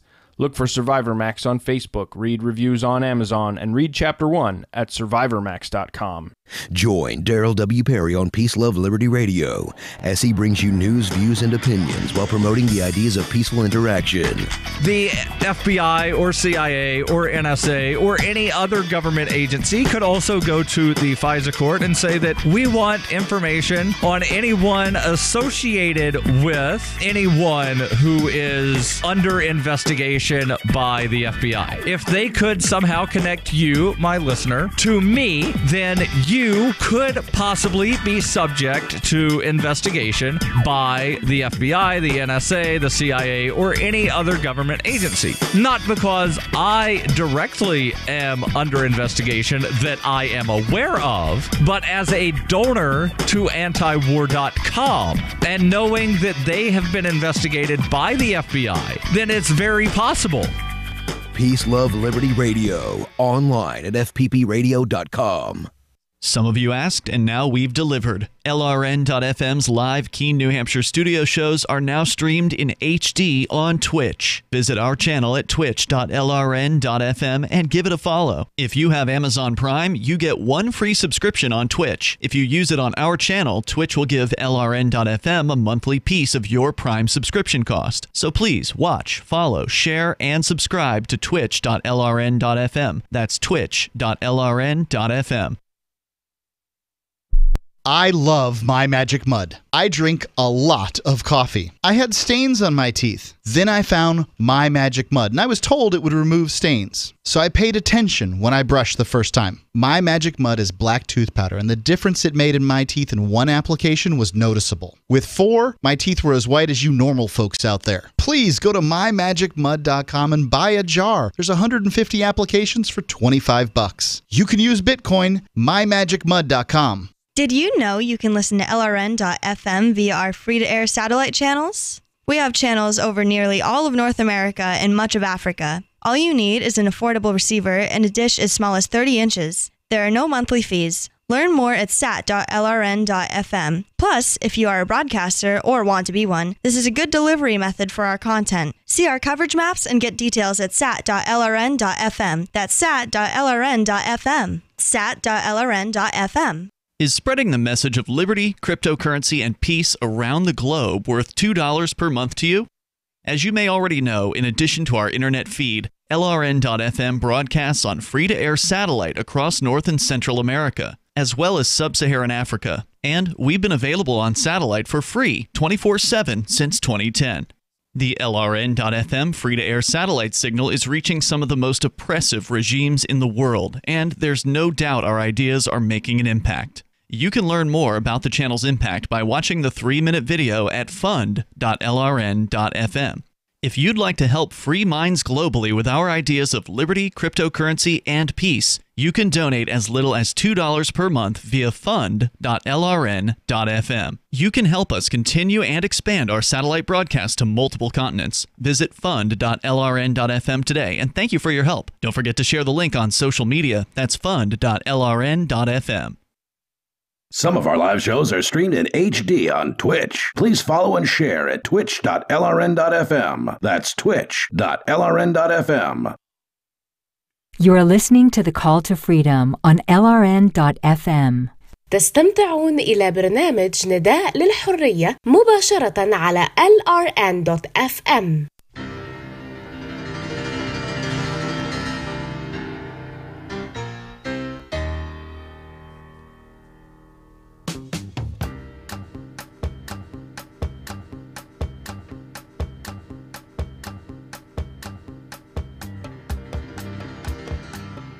Hey, everybody, my name is Carlos Matos, and I am coming from New York City, New York.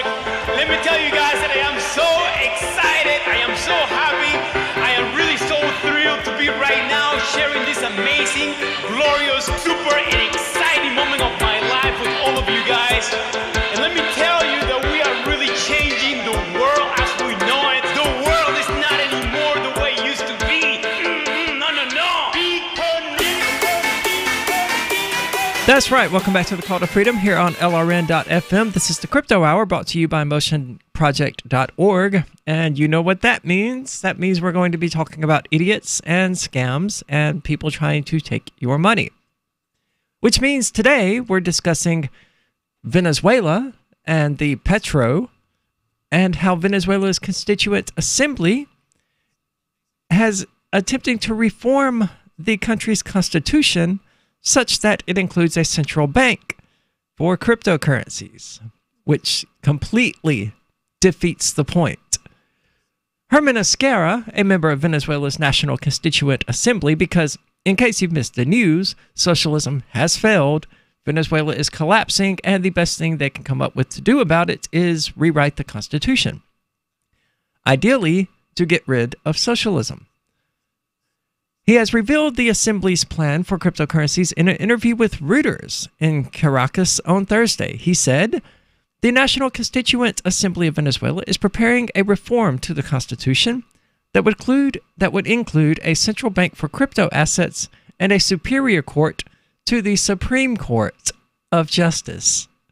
I don't know what. Yeah, I don't know which of those two statements is funnier.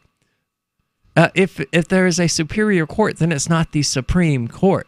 Right? That's kind of what the word supreme means.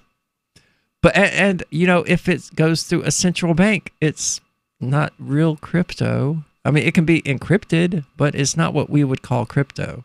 No, definitely not. Reiterating that the central bank for crypto will be incorporated, he elaborated, there will be the central bank with its functions in exchange, monetary, and financial policy. He also emphasized that as part of the reform, a court will be created that will be above the Supreme Court. Why do they keep coming back to that? Esquerra, described by Reuters as one of the most influential members of the assembly that prepares the changes to the 1999 Constitution, said that the draft changes to the Constitution will be presented in 35 days to the board of the Constituent Assembly.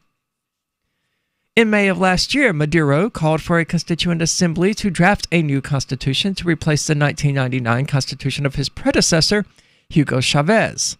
The Constituent Assembly elections were held on July 30th of last year. However, the assembly was controversial from the start, with opposition activists denouncing it as unconstitutional, while its supporters argued that it would bring peace to the polarized South American nation.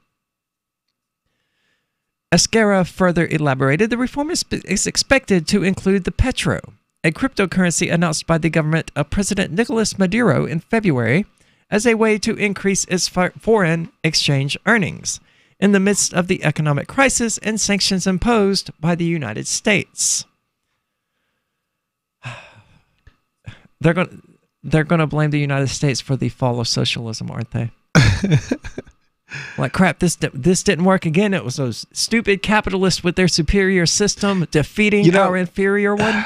You know, the whole thing with the Petro is, it's like, if it wasn't for the fact that my government, you know, the United States, says I can't purchase it, I'd be like, I don't want it, like, because it's a socialist thing and it's not even like it's just bound to like be a failure, right? Oh, absolutely. But because my government says no, you can't buy this, it's like I kind of want to buy a little bit of it. Look, when your symbol for the currency looks like the Pokemon dollar, the Poké Dollar, you've already failed, and it does. That's what it looks like.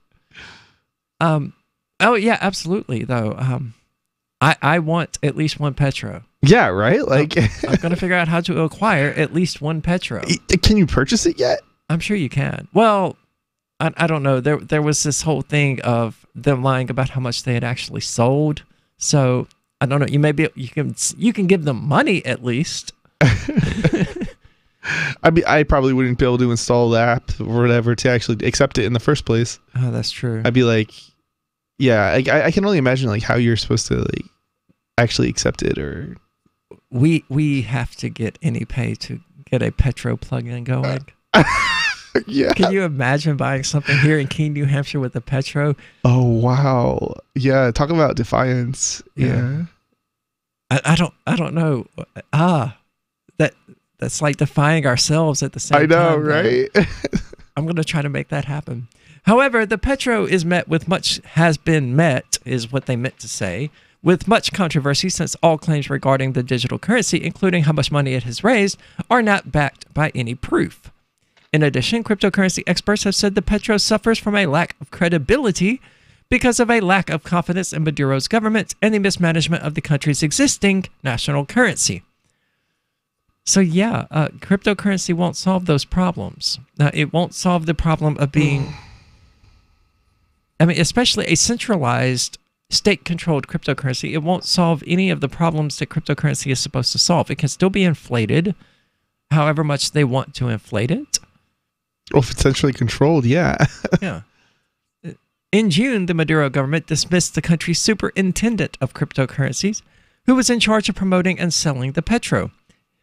Economist Victor Alver told El Nacional publication that the measure is due to the fact that Superintendent Vargas failed to sell the cryptocurrency.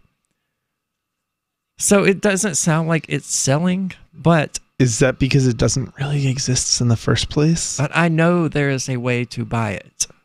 Wait, you know that there is? I'm sure there is. Well, let me put it that way. I'm sure there is. How to buy the Petro. I mean, every time there's been a story that I've heard, it's like, and we've gone to look into it, it's been like, it doesn't really exist. It doesn't seem that they've actually shipped out any Petro the last we've heard about it.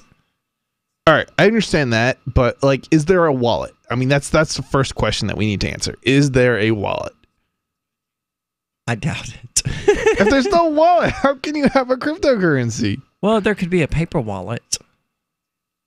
I assume you meant, is there wallet software though? Yeah, there's got to be some sort of like way to accept it, right? I mean, if there's no way to accept it or send it, how does it exist? Like, it's not. I mean, you can mine it, but you can't like do anything. Like, I don't. It just doesn't even make sense to me. I don't know. regpetro.mppeuct.gov.ve server IP address could not be found. I assume that's because I'm looking it up in the United States, so I'll have to do that from a VPN later. Oh, if it's blocked, that would be super interesting. Yeah. Well, I'm sure it is. But the U.S. doesn't block stuff. Oh, yeah, they do. Oh, I want to hear this. And I get furious when you're going to have to tell me about this. Well, when I attempt to watch a YouTube video when we get back. or something. Yeah. Yeah, we got it 20 seconds or so. But when I attempt to watch a YouTube video and it tells me this video is not available in your country, my entitled American self gets pissed. I'm an American. What do you mean? Okay. Hi, I'm Derek J.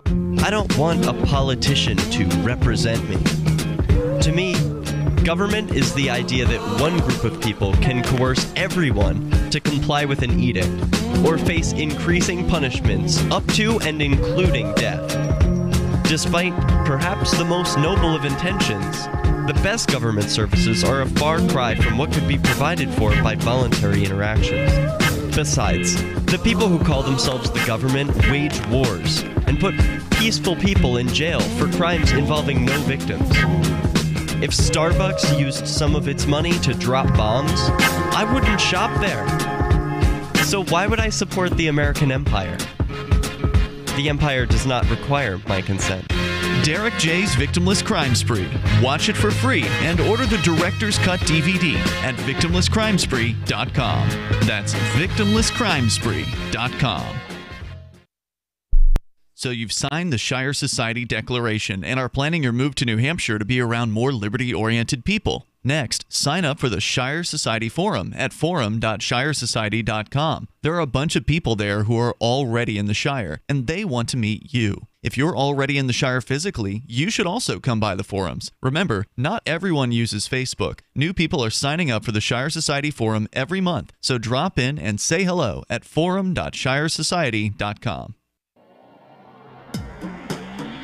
Free Press Publications is an independent, alternative media and publishing company founded in June 2009 with the mission of ensuring a free press for the freedom movement and is committed to spreading the message of peace, freedom, love, and liberty. FPP also gives new authors an avenue for publishing freedom-oriented material. FPP brings you daily news and commentary on the website fpp.cc, as well as a daily 5-minute newscast, FPP Radio News, and weekly news, views, and commentary in the FPP Freedom Minute and Peace, Love, Liberty Radio at fppradio.com, and the monthly newspaper FPP News at news.fpp.cc. Find FPP online at fpp.cc. That's fpp.cc, as in Creative Commons. Here's a chance to do a little activism while you're cruising Facebook, Twitter, or Google+. Between the LOL cats, the recipes, the hot girls, and the inspirational sunrise memes, Free Talk Live's posts pass by your newsfeed. Like them, comment. It gives us more exposure. If you don't see our posts, click like at facebook.freetalklive.com and then hover over it to click Get Notifications. It's an easy way to spread the ideas of liberty a bit further. I know you're busy, but you can spare that 1/10 of a calorie it takes to click on something. Facebook.freetalklive.com. On Free Talk Live, we're bringing people to the ideas of liberty every day. From wrestling superstars like Glenn Jacobs. You guys really are having an impact, I believe. Like I said, a lot of where I am now is due to listening to Free Talk Live. You changed my mind on some very important issues years ago. To random people tuning in on the radio. I was kind of stuck in the left-right paradigm. I heard your show by chance on a Saturday night. From there, I went on, joined the Free State Project, and become an amplifier. So, I mean, that's really the reason why I amp is because I know that if it wasn't for you guys being on as many stations as you are, I never would have found the ideas of liberty. Your amp will directly change more lives by getting Free Talk Live in front of people looking for talk radio online and on the air. When you amp Free Talk Live, you get perks like access to the AMP-only Facebook group and AMP podcast. Visit amp.freetalklive.com. Love what we do? Please help support our international satellite channels at patreon.lrn.fm. That's patreon.lrn.fm. You are listening to the Call to Freedom on LRN.fm. आप सुन रहे हैं स्वतंत्रता की पुकार सिर्फ और सिर्फ LRN.fm पे।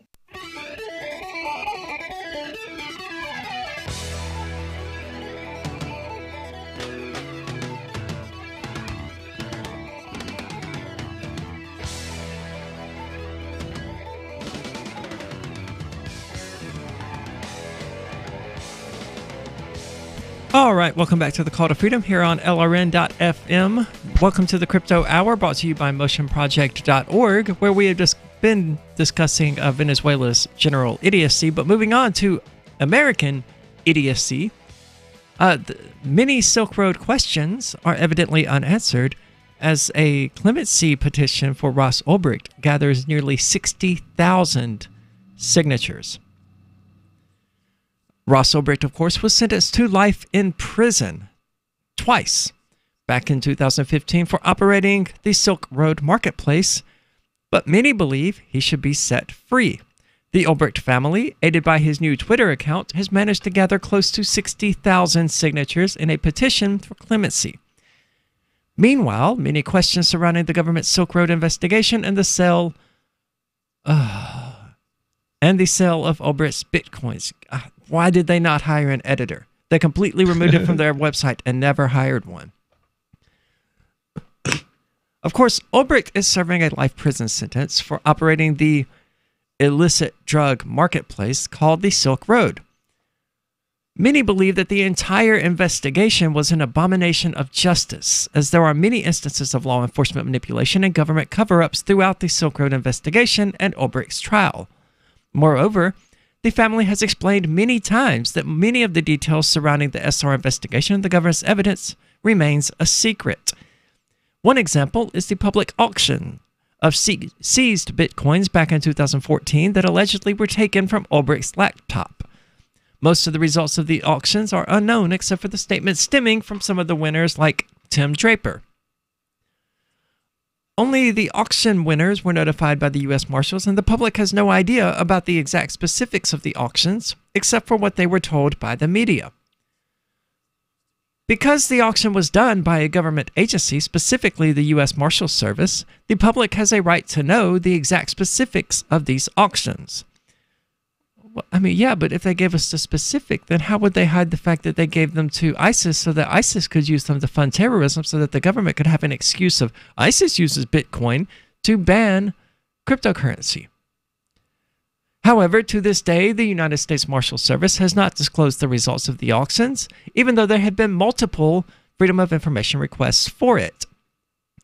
Essentially, the Freedom of Information Act says that any U.S. citizen has the right to information and discloses concerning financial transactions tied to government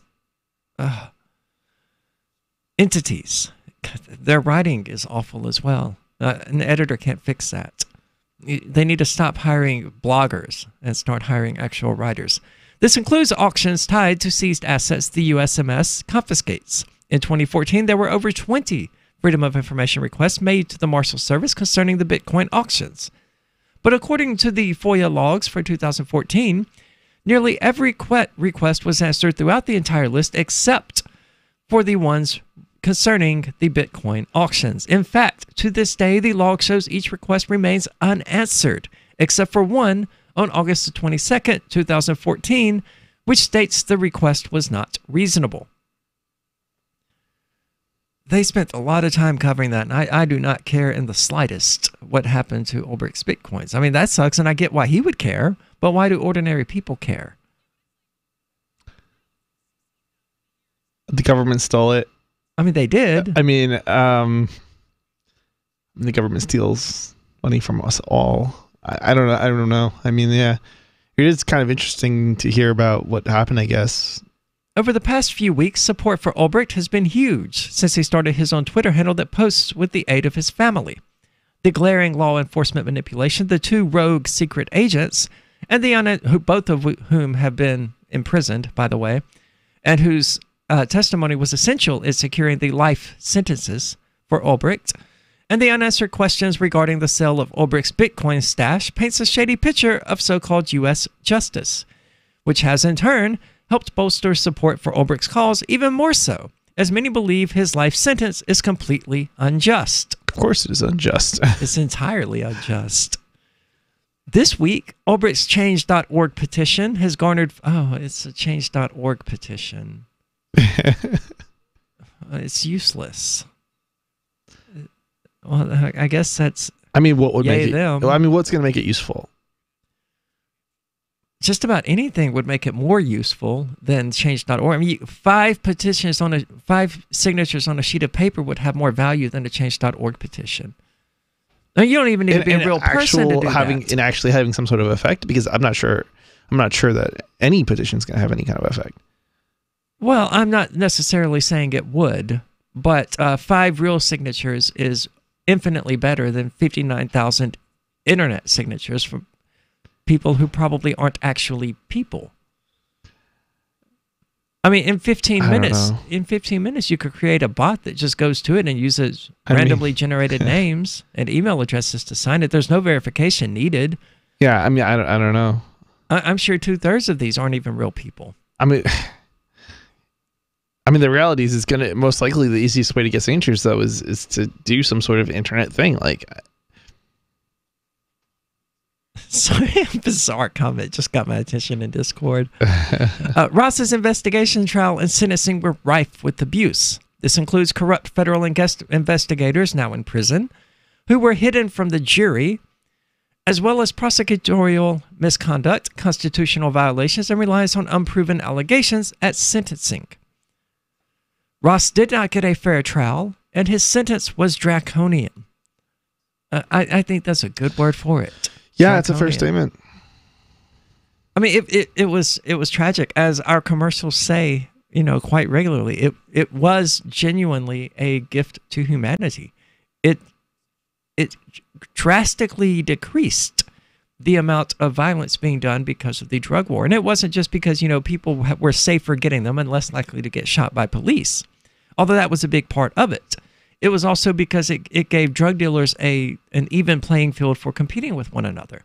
Yeah, it definitely created competition in the marketplace. It did. Yeah. It did. Instead of, having one drug dealer riding up the street shooting people who were trying to sell on his block, he had no choice but to offer a better product or lower his prices. Yes, absolutely. And I think that was a positive thing. But of course, people don't get prohibition, man. And I've gotten into so many arguments about it.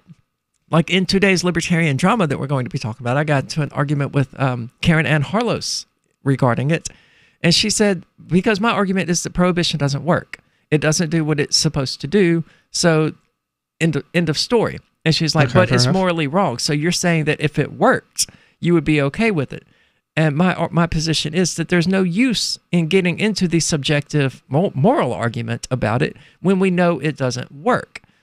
Arguing the morality of it would be like arguing whether or not we should take this bomb and, blow up the sun. Yeah, when we know that the bomb doesn't work and can't blow up the sun. Why discuss the morality of that? So much reminds me of the argument when people go. So I've gone to testify at the State House, and a rep gets up on the stand, and they're like, well, we can't pass this legislation because what would it say to our children? It's like, but really, it's like such an argument. It's such a terrible. You shouldn't be letting the law talk to your children. You should be talking to your children. It's very curious to me, though, how we always jump to these subjective moral arguments when the utilitarian one doesn't rely upon any of that. I mean, if it doesn't work, then there's no sense in discussing it beyond that. Why? I'm not going to discuss the morality of killing dragons with people either, because dragons don't exist. The moral argument about it is completely irrelevant. Maybe it's morally right to kill dragons. Maybe it's morally wrong. It doesn't matter. Dragons aren't real. Why argue about something so pointlessly abstract that it's impossible to apply? And that's what people do in regard to prohibition. I mean, especially when you use the utilitarian argument against it, which is just that it doesn't work. The new 4th edition of Healing Our World, The Compassion of Libertarianism will take your understanding of liberty to a deeper level and has over 1,300 updated references, new cartoons, and a foreword by Dr. Ron Paul. With discounts for multiple book purchases, the 4th edition of Healing Our World is a great gift for the liberals, pragmatists, environmentalists, and Christians in your life who think libertarianism is cold-hearted. Get yours today at healing.freetalklive.com and use promo code FTL for a $5 discount. The Free State Project has reached its goal of 20,000 liberty lovers who've pledged to move to New Hampshire and get active to achieve liberty in our lifetime. Perhaps you're trying to figure out what part of New Hampshire should be your destination. If so, consider Keene. You'll find more than 150 reasons to move to Keene at move.freekeene.com. Keene is famous for its historic, publicity-generating activism, as well as being the liberty media capital of the world. It's home to freekeene.com, New Hampshire's destination for liberty activism, news, and opinion. For years, we've been compiling over 150 reasons to move to Keene at move.freekeene.com, where you'll learn about some of what's happening here and what makes Keene a great place to live. If you love liberty, you'll probably enjoy anywhere you end up in the Shire. But do your due diligence first. Please visit move.freekeene.com for the full list of over 150 reasons to move to Keene. That's move.freekeene.com. Now that you've found the Liberty Radio Network at LRN.FM, you may want to help expose others to our great programs. To assist you in doing so, you'll find resources at promote.lrn.fm, including details on how to get a free bumper sticker, quarter-page flyers you can print out and distribute, banners for your website, as well as files that will allow you to make your own custom banners and graphics. Visit promote.lrn.fm and help bring new listeners to the Liberty Radio Network. That's promote.lrn.fm. Cell 411 is a free app for Android and iOS that replaces government-controlled 911. Cell 411 allows you to preset a group of friends or private organizations to show up at any emergency. Cell 411 is a nightmare for the state because it proves their so-called services aren't needed. Cell 411 has had thousands of installs, and of course it's covered by the BIPCOT no government license. Cell 411 because your friends won't shoot you when you're in trouble. Without the government, who would build the emergency services? You and Cell 411. Get it today at getcell411.com. LRN.FM is proud to announce our official listening apps for Android and iOS devices. Now you can easily tune into our streams anywhere, anytime on your smartphone or tablet. Just visit apps.lrn.fm or search for LRN.FM in the Android or Apple app stores. Please download, rate us 5 stars, then share the link on your social media and let your friends and family know how you're listening to LRN.FM. Download it now, free at apps.lrn.fm. This is Michael Dean from the Freedom Fiends. I've run websites since 1996 and have used over a dozen web hosts in that time.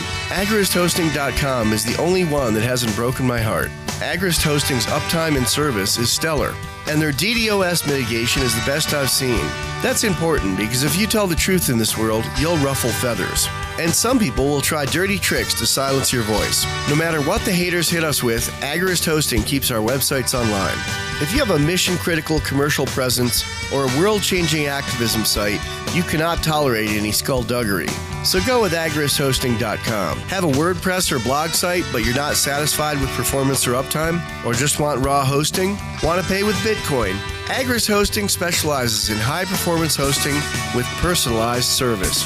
Go to agristhosting.com and click on the button that says Get Hosted. That's agristhosting.com.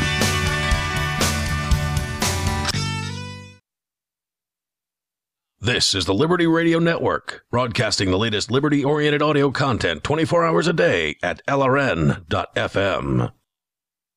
You are listening to the Call to Freedom on LRN.FM. Unasikiliza wito wa uhuru katika LRN.FM.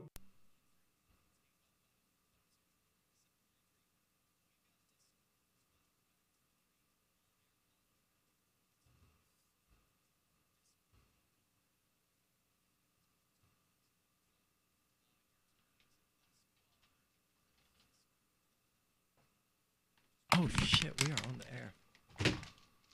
All right, welcome back to the Call to Freedom here on LRN.FM. We were looking for the drama. Sorry about that, because there is drama. And I was trying to get something directly from Harlos herself. But before we get into that,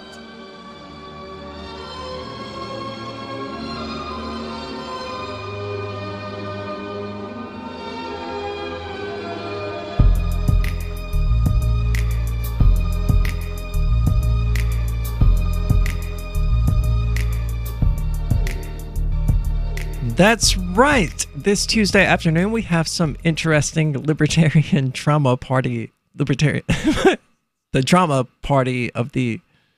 We have drama from the Libertarian Party, of course, because evidently members of the LNC, including or spearheaded by Secretary Karen Ann Harlos, are attempting to purge the party of libertarian socialists. A group of people with whom I disagree economically, but, you know, as long as they support the NAP, I don't care what economic system people prefer, because I'm an anarcho-capitalist, and I'm confident that capitalism would, through market principles, beat out any alternative system that they would propose, or that they would even implement. So it doesn't matter to me. If they want to try something else and realize that it sucks and return to capitalism, hey, I am not threatened by socialism, I guess is what I'm trying to say. This is not true of Secretary Karen Ann Harlos. Circulating the internet is a suggestion on how to support LNC Secretary Karen Ann Harlos et al.'s noble fight to drive socialists out of the Libertarian Party. Now, I should point out here that this is something that was made with sincerity. Although it did make its way to the Audacious Caucus, we did not make it in a smear campaign. This is something that actually came from someone supporting her. Or from her directly, I don't know. I'm waiting, trying to get someone in the Audacious Caucus to actually provide me with something that she actually said on the subject, but we have a checklist of things that you can do. Stop demanding all those socialist and welfare-seeking illegals be let in the country. Ooh, wow. And now you see why I prefaced it with, this is not something that was produced by people attempting to smear her. Stop criticizing our noble law enforcement that protects private property. Ooh. Oh, it gets so much worse. Stop calling for hippie socialist drug legalization meant to destroy the capitalist work ethic. Okay, so this isn't libertarian. This is conservative. Oh yes, yeah. It's full blown. She's a full blown conservative. Yeah. Which isn't. Oh, here's the best part. Well, one of the best parts. Stop supporting all these queer, in quotation marks. Oh yeah, definitely conservative. People who hate the family and want the socialist state to bring up children. Stop supporting making our women and children prostitutes and our men pimps. Now, where is this happening? Because, you know, when I was a few years younger, I did have a really bad habit of seeking out married women. I mean, especially women whose husbands were cops and soldiers. And I'm not lying. I did, because they're easy. They're super easy because their husbands are always gone. And it's a bit riskier than having your ordinary affair because the person's going to come home armed. And you better not be there when they do. Yeah. But I never stumbled across any, and these men are generally exactly what you would expect. And I've talked with, you know, wives of them who I did not have any relationship with, and I've talked with wives who did, with whom I did. And they all said the very same thing, that their cops were abusive, that their husbands were abusive, controlling, exactly the type of person you would expect to become a cop in the first place. But despite that controlling, abusive behavior, none of them were pimps. None of them would have been pleased to have someone else sleeping with their wife. Not one of them. In fact, they would have shot me, which, yes, it did make it more fun. It did. I'm not even going to lie. So I don't know. I don't know where they're talking about. It seems like they would have attacked polyamory before they just made up this insanity thing. I'm not aware of anyone supporting the children being made into prostitutes. First of all, no one is supporting that on any part of the political aisle. At least they didn't put it with the queer people point, though. I mean, that's an improvement. They didn't go stop letting the LGBT community normalize pedophilia, which, you know, is what I would expect from people at this level of delusion. So, moving on. Stop using the word libertarian that sounds like liberal socialism. I'm unable to parse that. Do they mean stop using the word libertarian to describe something that sounds like liberal socialism? Because, see, there's a huge disconnect, and I've dived deeply into it arguing with Matt Keenel before. When they say libertarian socialism, what they mean is anarcho-communism. It's what all of us would call anarcho-communism.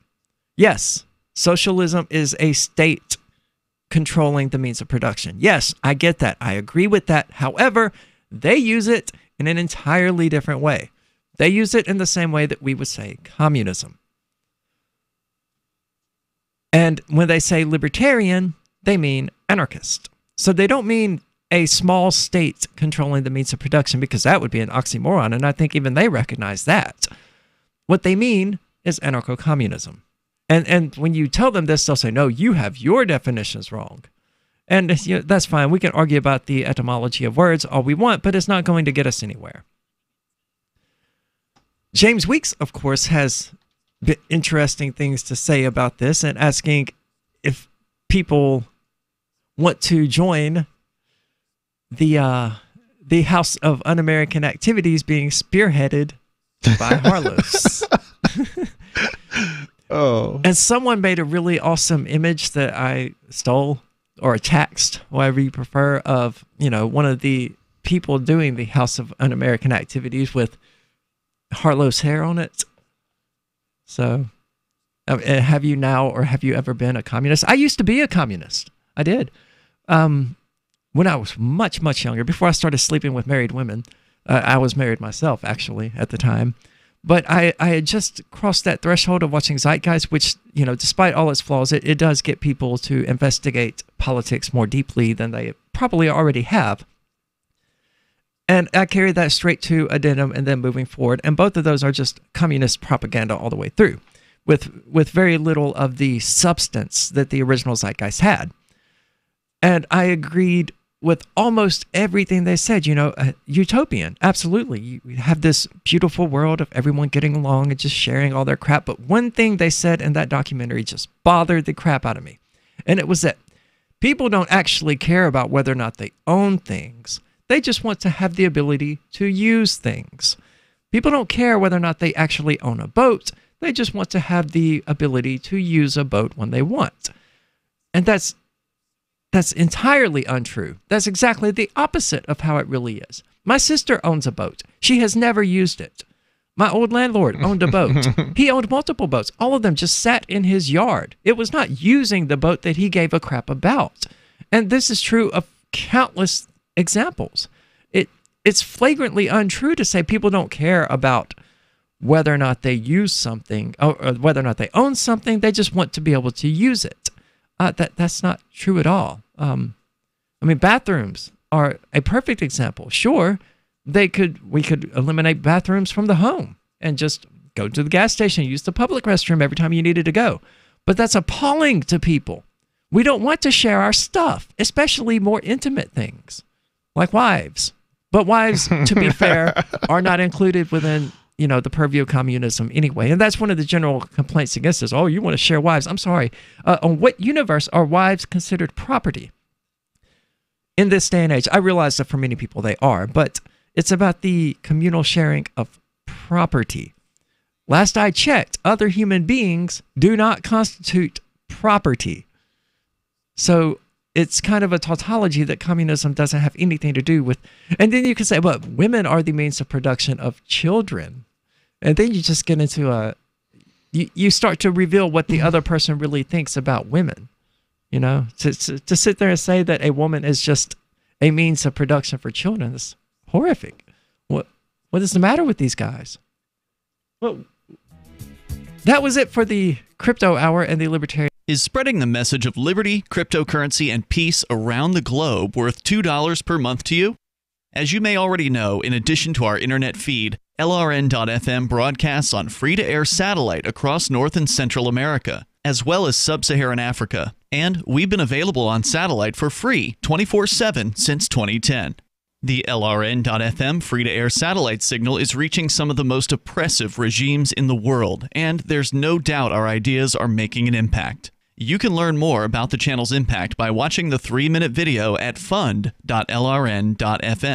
If you'd like to help free minds globally with our ideas of liberty, cryptocurrency, and peace, you can donate as little as $2 per month via fund.lrn.fm. You can help us continue and expand our satellite broadcast to multiple continents. Visit fund.lrn.fm today, and thank you for your help. Don't forget to share the link on social media. That's fund.lrn.fm.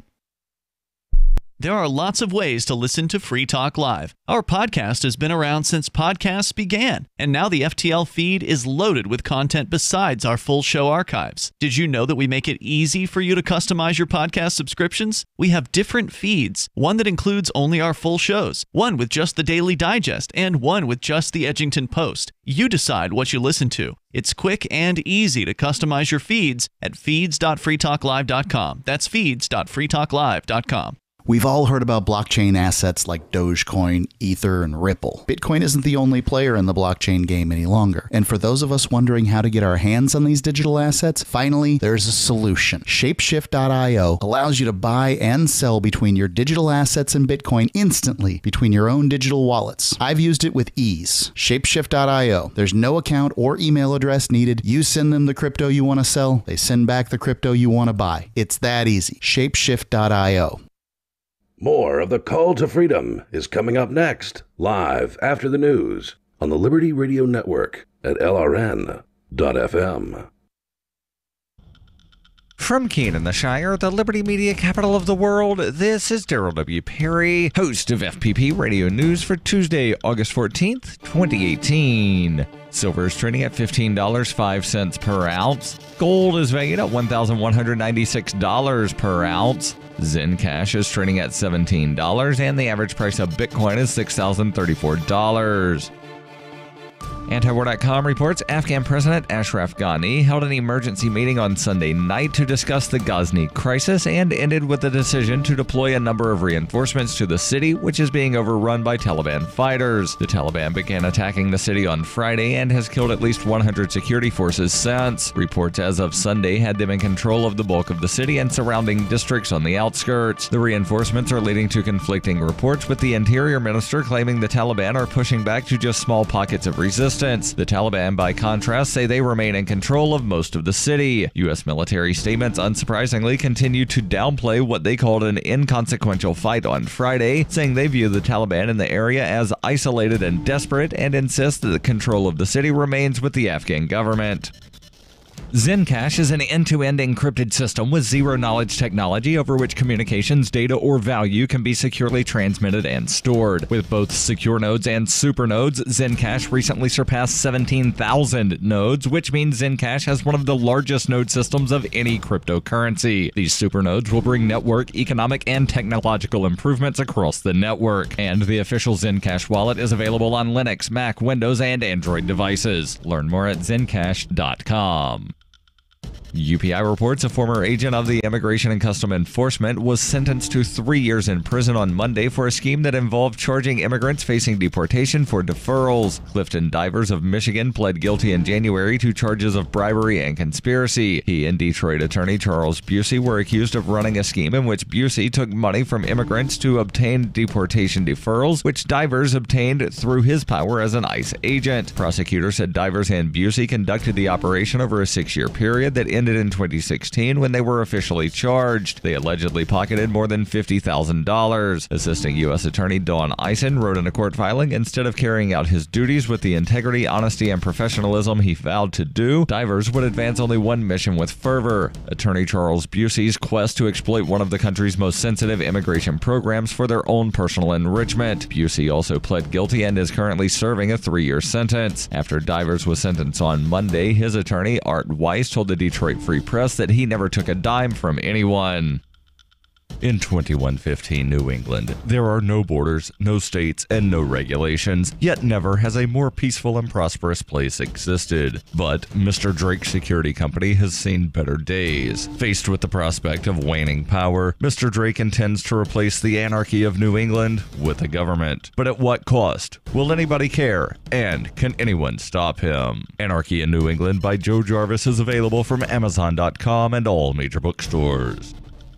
Reuters reports a break in the brutal heat wave that has baked California for much of the summer gave firefighters a chance to attack a string of major wildfires burning across the state that have killed 8 people and destroyed thousands of homes. The cooler temperatures, down from triple digits across much of Northern California, came during a 2-day tour of devastated neighborhoods by 2 Trump administration officials, U.S. Interior Secretary Ryan Zinke and U.S. Agriculture Secretary Sonny Perdue. Zinke told local media during a visit that the intensity of this year's fire season, one of the worst in California in more than a decade, showed the need for clearing underbrush and removing dead trees. Some 110 major wildfires are burning across the western United States and have burned more than 8,900 square miles, an area larger than the entire state of New Jersey, according to the National Interagency Fire Center. As of Monday, the Carr Fire has blackened some 203,000 acres and killed 8 people in and around Shasta County, north of Sacramento, near the Oregon state line, with 61% of the fire contained as of Monday afternoon, according to the California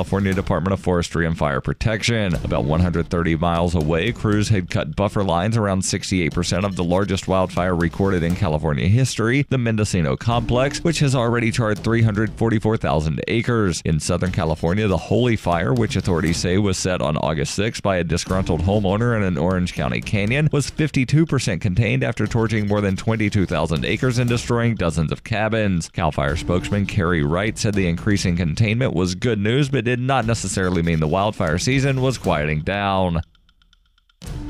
This has been FPP Radio News. Online at fppradio.com. A report on obesity rates released this week by the CDC confirmed that millions of courageous Americans continue to overcome the media's persistent pressure to be thin. Researchers told reporters that while the vast majority of film and television continues to portray thin, in-shape people, over 30% of Americans remain resolved in their effort to stand up to idealized images of men and women. Every day, people are inundated with unvarying images of slim men and women, but millions of heroic Americans continue doing their best every day to maintain BMIs of 35 or higher. These people aren't afraid to fly in the face popular culture deems acceptable and bravely eat and drink whatever they want, whenever they want. In other news, the nation's single men announce a plan to change their bed sheets by 2019. A woman who left the room crying earlier expects to jump back into the party just like that. And a courtroom artist is clearly infatuated with the bailiff. This 2.5-minute-long session of immersion therapy is finally complete. Your crippling fear of watching video news recaps should no longer be a problem. For more, keep checking theonion.com. You are listening to the Call to Freedom live on LRN.FM. تستمعون إلى نداء للحرية مباشرة على LRN.FM.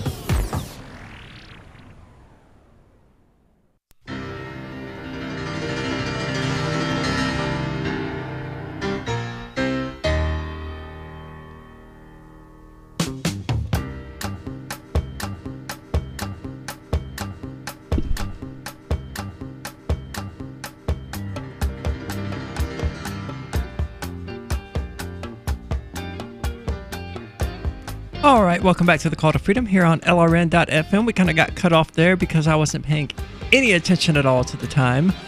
But instead of prattling on for a while, we're just going to get right into this. And I haven't even told Chris what it is yet.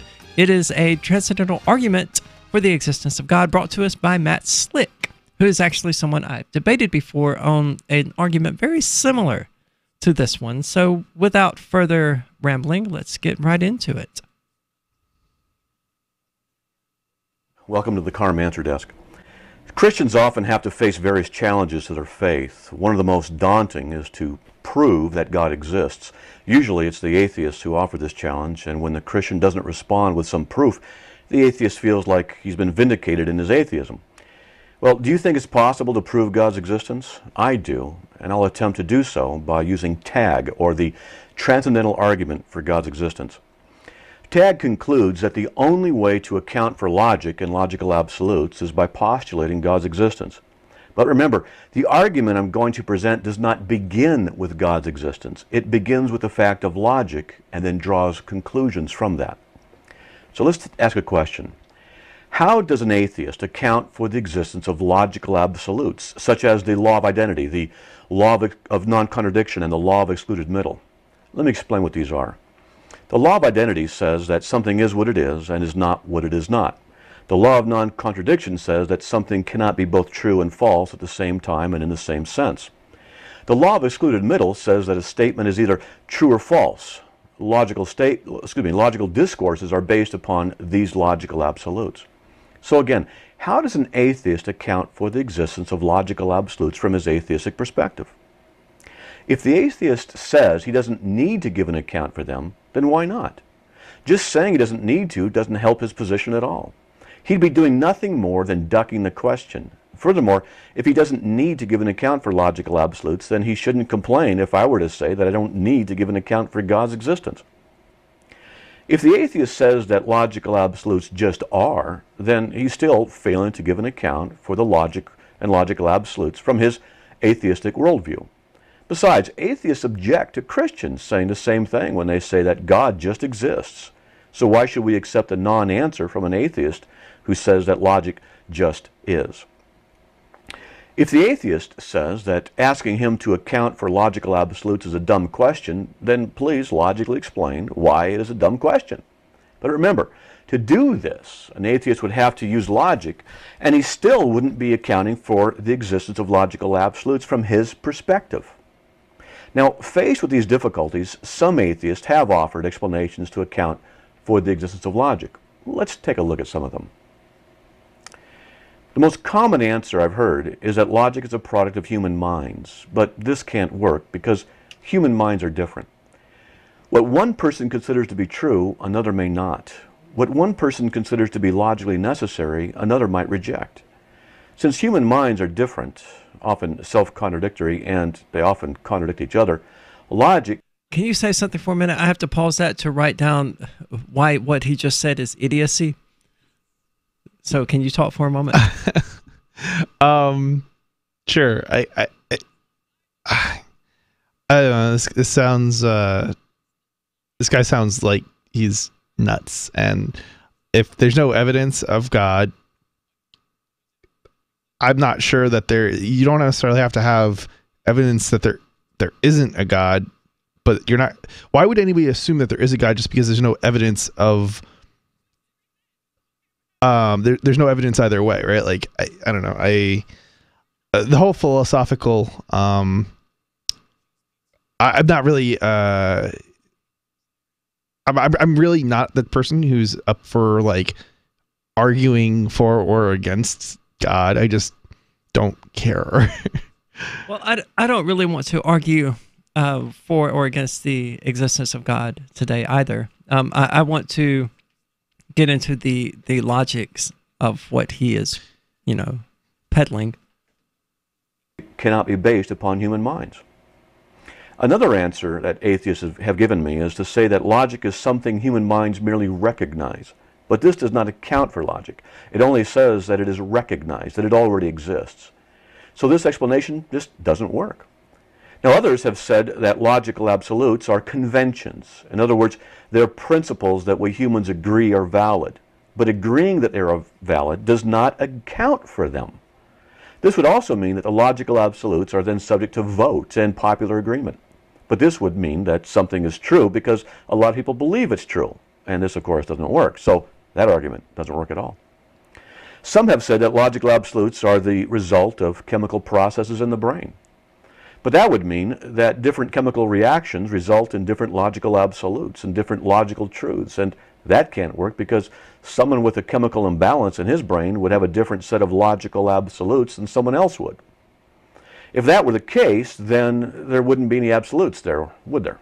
So that can't work. Another explanation is to say that logical absolutes are a function of language, that language structures naturally produce logical structures. But this is a problem because languages are different as they have different syntactical structures. Would logical constructs in Spanish be different than logical constructs in English? Would logic in French be better than logic in Russian? This makes no sense, since it would mean that logical absolutes varied according to language. So that doesn't work. The last attempt at explanation I've heard that has any merit is to say that logic and logical absolutes are properties of the universe, like the natural physical laws of motion and gravity. But the problem here is that this equates logic with things like weight, mass, heat, and cold, all of which can be measured and their effects observed. But how do you measure and observe the effects of the law of non-contradiction or the law of excluded middle? You can't. You cannot weigh the law of identity or measure the thickness of the law of non-contradiction. You don't find these laws under rocks, in space, or under a microscope. Since they cannot be measured in the ways the properties of the universe can be measured, then they are not the same thing as the properties of the universe. They are not the properties of the universe. There's something different. So this explanation just doesn't work. Maybe there are other explanations from atheists, but I've not heard them. If any atheist wants to try and offer another explanation that can give an account for the existence of logical absolutes from his perspective of atheism, then please let me know, and I'll modify this video. Okay. I'm going to give him the benefit of the doubt and assume that he forgot to modify the video because I didn't realize it. I assumed he was making a transcendental argument for the existence of God, and he's not doing so. But this is exactly the topic that I debated him on. Okay. And I pointed out to him that he's neglecting a critical piece of the puzzle. And we'll get into that in a moment. I'm going to let him continue before we go out to break, and then we can say everything that's wrong with what he's talking about when we get back. All right. So now that we've answered the explanations offered by atheists, let's take this a step further and analyze logic a bit more and see what best accounts for its existence, atheism or theism. First of all, the laws of logic are concepts. You think them. Logic is a process of the mind, not a process found in running water or sunlight.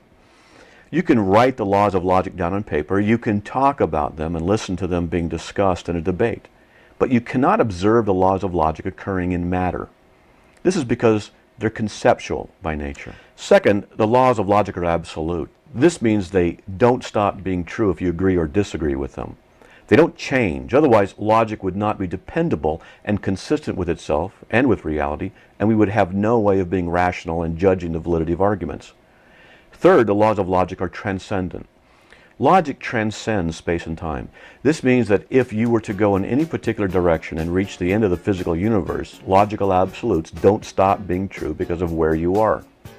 If you were to travel back to the beginning of the universe or move 1 trillion years into the future, they don't stop being true because of when you are. At least, no one has yet demonstrated that they stop being true. All right, and his summary, since he's going to go on for at least another 2 or 3 minutes before he finally, does it, he's going to pull some sleight of hand and swap out the words logical absolutes for God, is effectively what he's doing. He's going to make the argument that the transcendental properties of the logical absolutes are transcendental, and therefore that's God. And he does that. When you hear the word lobbyist, you probably think about greedy corporations, but not all lobbyists are the same. Some are fighting for the freedoms you hold dear. Liberty Lobby LLC is doing just that in New Hampshire, working hard to represent you, not some special interest group. You can help by going to libertylobby.info, where your contribution will give us the tools we need to ensure that your voice is heard. Visit libertylobby.info today to find out more. The American robin heralds the beginning of spring in temperate climates across North America.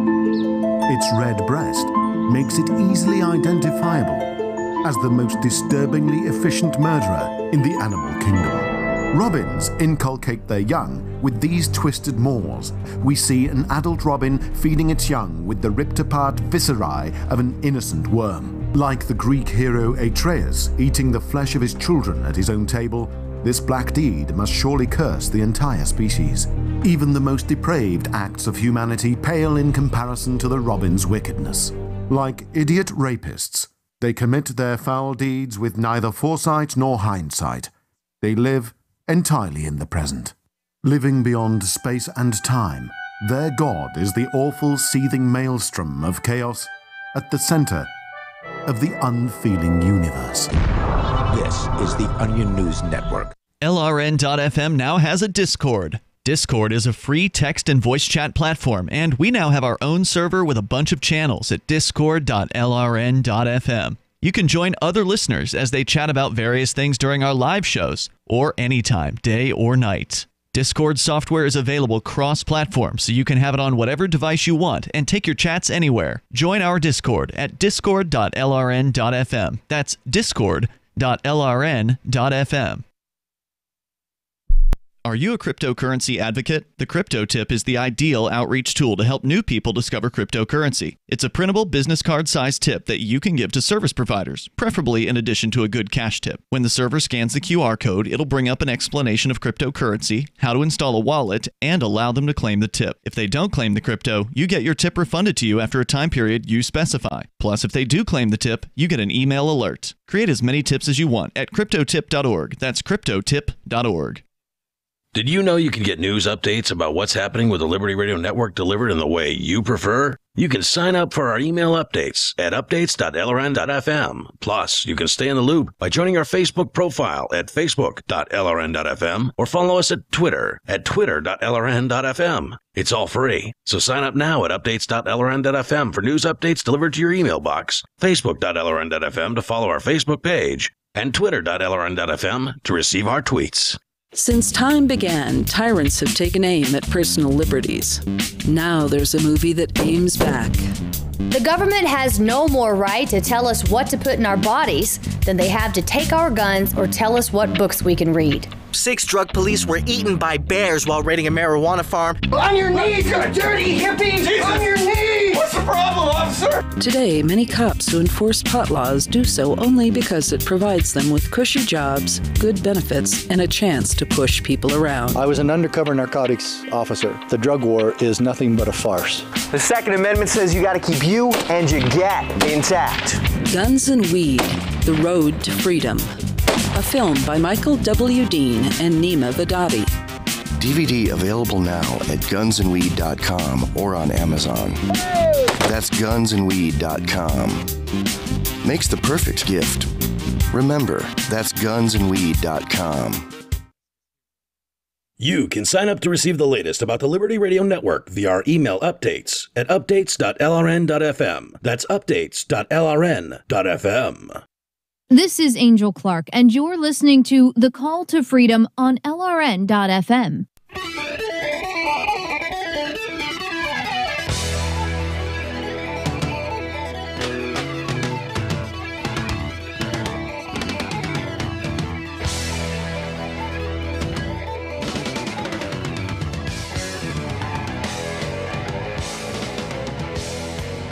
All right, welcome back to the Call to Freedom here on LRN.FM. I am your host, Arietta Mezzo, joined in the studio by Chris Wade of Think Penguin, and we've been listening to Matt Slick of CARM prattling on about theological absolutes right before he pulls some sleight of hand that I'm not going to force you to endure, whereupon he just kind of switches out the words logical absolutes for the word God.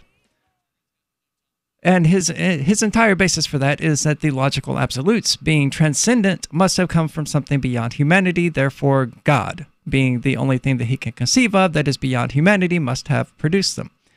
Which, it's dumb. But this video was produced in 2008, so it was before I debated him. I think I debated him sometime around 2013 or 2012. I'm disappointed he didn't update the video, but I'm not surprised. And he makes the same mistake here that he's always made, which is an inability to recognize that the logical absolutes are events. They are things that happen, not things that are. And we know this because they are characterized by verbs. Something is a thing. Something is not another thing. These are descriptions of a thing being involved in the act of existing. Like if we say a tree is a tree, that's an extrapolation of one of the logical absolutes. But the reality is, well, how do you know that? Because that's what the word is means. It is existing as a tree. And that is what the word tree means. That's how we define the word tree to convey from me to you this thing that we're describing that exists according to the logical absolutes. He goes on to say that they can't be creations of the human mind because logic varies from person to person. And then he goes on to ascribe to the logical absolutes the properties of transcendence. So I think he's kind of confused there. If it varies from person to person, then it's not transcendent of human perspective. But in fact, it is transcendent of human perspective, and it does not vary from person to person. If someone says something and they think it's logical and it's not, then it's just a matter of finding the flaw in their logic. It's just a matter of finding where their facts are wrong or where they're making an invalid assumption. Generally, those are the two things that are going to lead to a logical misstep, or where they just don't comprehend logic. Like 2 + 2 = 5. I mean, so someone says they logically prove that to me, then I know it's going to be one of those three things. Either they don't understand what 2 is, or they don't understand what 5 is, or they've made a mistake in their math. Either way, it's just a matter of finding and identifying the error. It's not that their logic is valid or that they have their own warped logic, because I do advocate this idea that the logical absolutes are transcendent by their very nature because they are independent of human perspective. A tree is always going to be a tree, no matter what word we use to describe it, whether we call it a zoogle or whatever, it's still there. It's still existing exactly as it is. It is engaged in the act of being itself. He says we can't measure the logical absolutes. That's entirely false. He's measuring them while he makes these arguments. We can witness a rock being a rock and a tree being a tree. And those are the logical absolutes, is that a thing is itself, and a thing is not other than itself, and a thing either is or is not, and there is no middle ground. Those are the logical absolutes, and we can look around easily and see that they're true by nature, by tautology. Chris is sitting across from me because Chris is sitting across from me. It requires no evidence because it's true. I mean, sure, in the grand scheme of things, it would require evidence, but I mean, that's why we have a Twitch screen right there. And even then, I would say that, ultimately, my perceptions of Chris sitting across from me could be delusion. They could be. But as I understand Chris, and as I understand what it means to be sitting across from me, it doesn't really matter whether or not it's true in any objective sense, because I can experience it. I experience Chris sitting across from me, just like I experience seeing the tree. And sure, all of these things ultimately come back to experience, and therefore we can't really say that they're transcendent, because my perception of the tree is dependent upon my ability to perceive in the first place. And for all I know, it could be a rock, and I'm just imagining a tree there. That's true. But regardless of what is actually there, whatever is there is engaged in the act of being itself. Assuming there is something there, and I'm not imagining this whole thing as a brain in a jar, which I could be. And this is the part where philosophy just kind of starts to eat itself, because, it's just constantly coming from a place of such extreme skepticism. It's impossible to make any progress without making some sort of assumption. But I think it's important to be able to recognize that that is an assumption. I am assuming that my senses are accurate in telling me that you're sitting across from me and that there is a tree outside. I have to make those assumptions. Yeah, religion to me has always been explained as basically faith. It's the absence of logic. I mean, and if that's the case, you don't really have anything to argue about. Either you believe or you don't believe. And if you do believe, great. I just, I'm not personally going to go worship a chair, but I'm also not going to go worship a god just because somebody tells me there's a god. I don't know. We've talked about that before on the show, and I agree that, faith is critical to the process, and a lot of atheists and theists alike don't get that. I mean, there's no point in trying to make a logical argument for the existence of God, because one, it's going to fail. There's going to be problems with it at some point, somewhere along the way. And even if you were successful, it wouldn't convince me, because faith is believing something like that. It's not about rationality. It's about emotion and how you feel. And if you don't feel like there is a God reaching out to you and making you feel all warm and fuzzy, or no offense to any theists out there, and I know we have several, then you just don't have that faith. You don't have that emotion. So I don't know. I would agree with you. But that doesn't stop people from trying to do it. And it certainly doesn't stop atheists from stupidly saying, prove to me that there is a God, knowing full well that that can't be done. I've been asked that repeatedly. What kind of proof would you accept that there is a God? There isn't any. There's no proof that I would accept about anything. Especially, you can't prove to me that aliens exist. Even if a freaking UFO landed in my front yard and the aliens came inside and abducted me, that would not convince me that aliens existed. Yeah, it seems more likely to me anyway that if there was something that you can't explain, it's more likely that there is some other. The lack of being able to interpret something does not necessarily mean that there's a God. So even if TVs are a great example. I mean, just because you don't understand how a TV works does not necessarily make that TV a god. You know what I mean? Like, it just, I can't explain what I see, but that doesn't necessarily mean that it's been produced by a god. Right. Speaking of television, there used to be a really awesome ghost show that used to actually go out and attempt to disprove these haunted house photos that people had taken, and they were really good at it. And they were able to demonstrate in every single example that what people were describing as unexplained was completely explainable and relatively easy to explain. And no, that's not a ghost on the wall. It's a shadow of this thing. And here is how we reproduced it.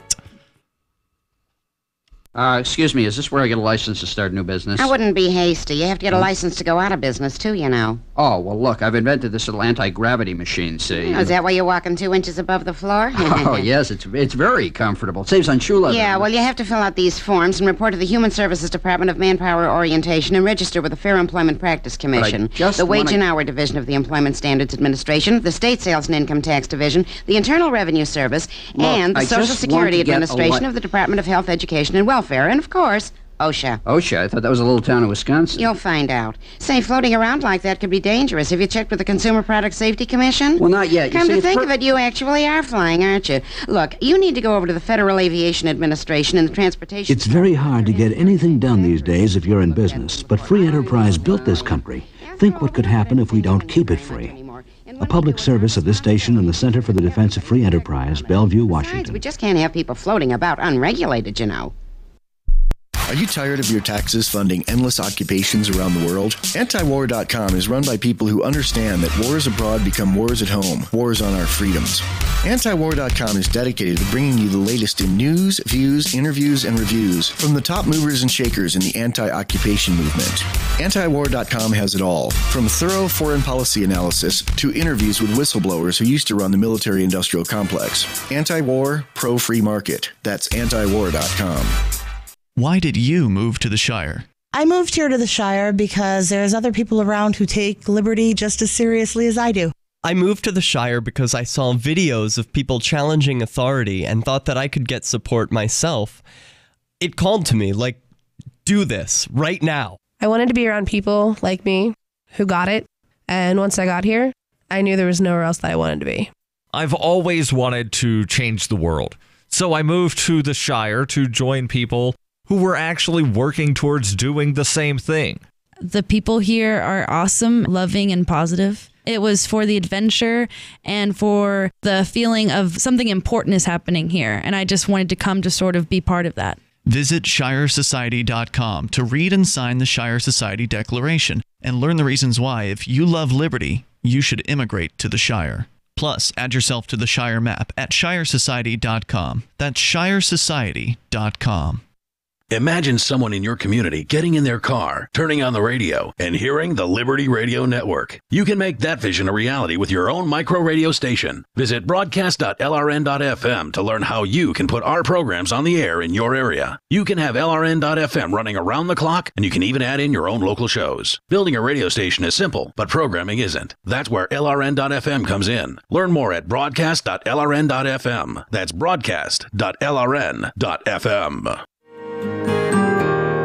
So the protection of life, liberty, and property is what the Free State Project is all about. But it's an effort to move 20,000 people who understand. It's about demonstrating to the entire country that, yeah, we can have a free market, a truly free market. Making it just a freer, great place to live.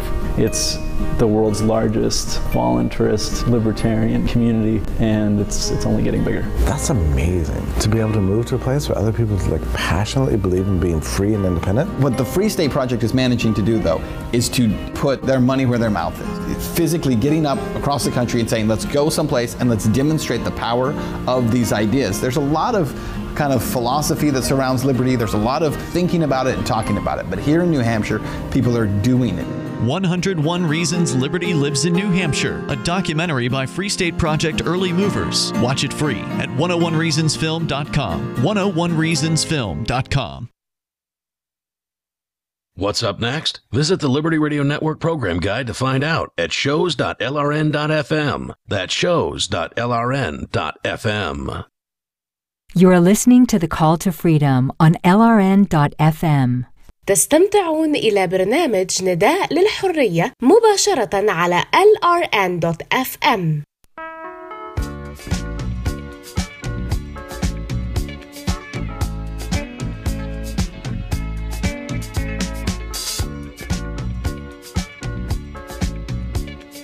All right, welcome back to the Call to Freedom here on LRN.FM, where we are going to move on because evidently Nebraska has used fentanyl in its execution recently, today even, is unclear.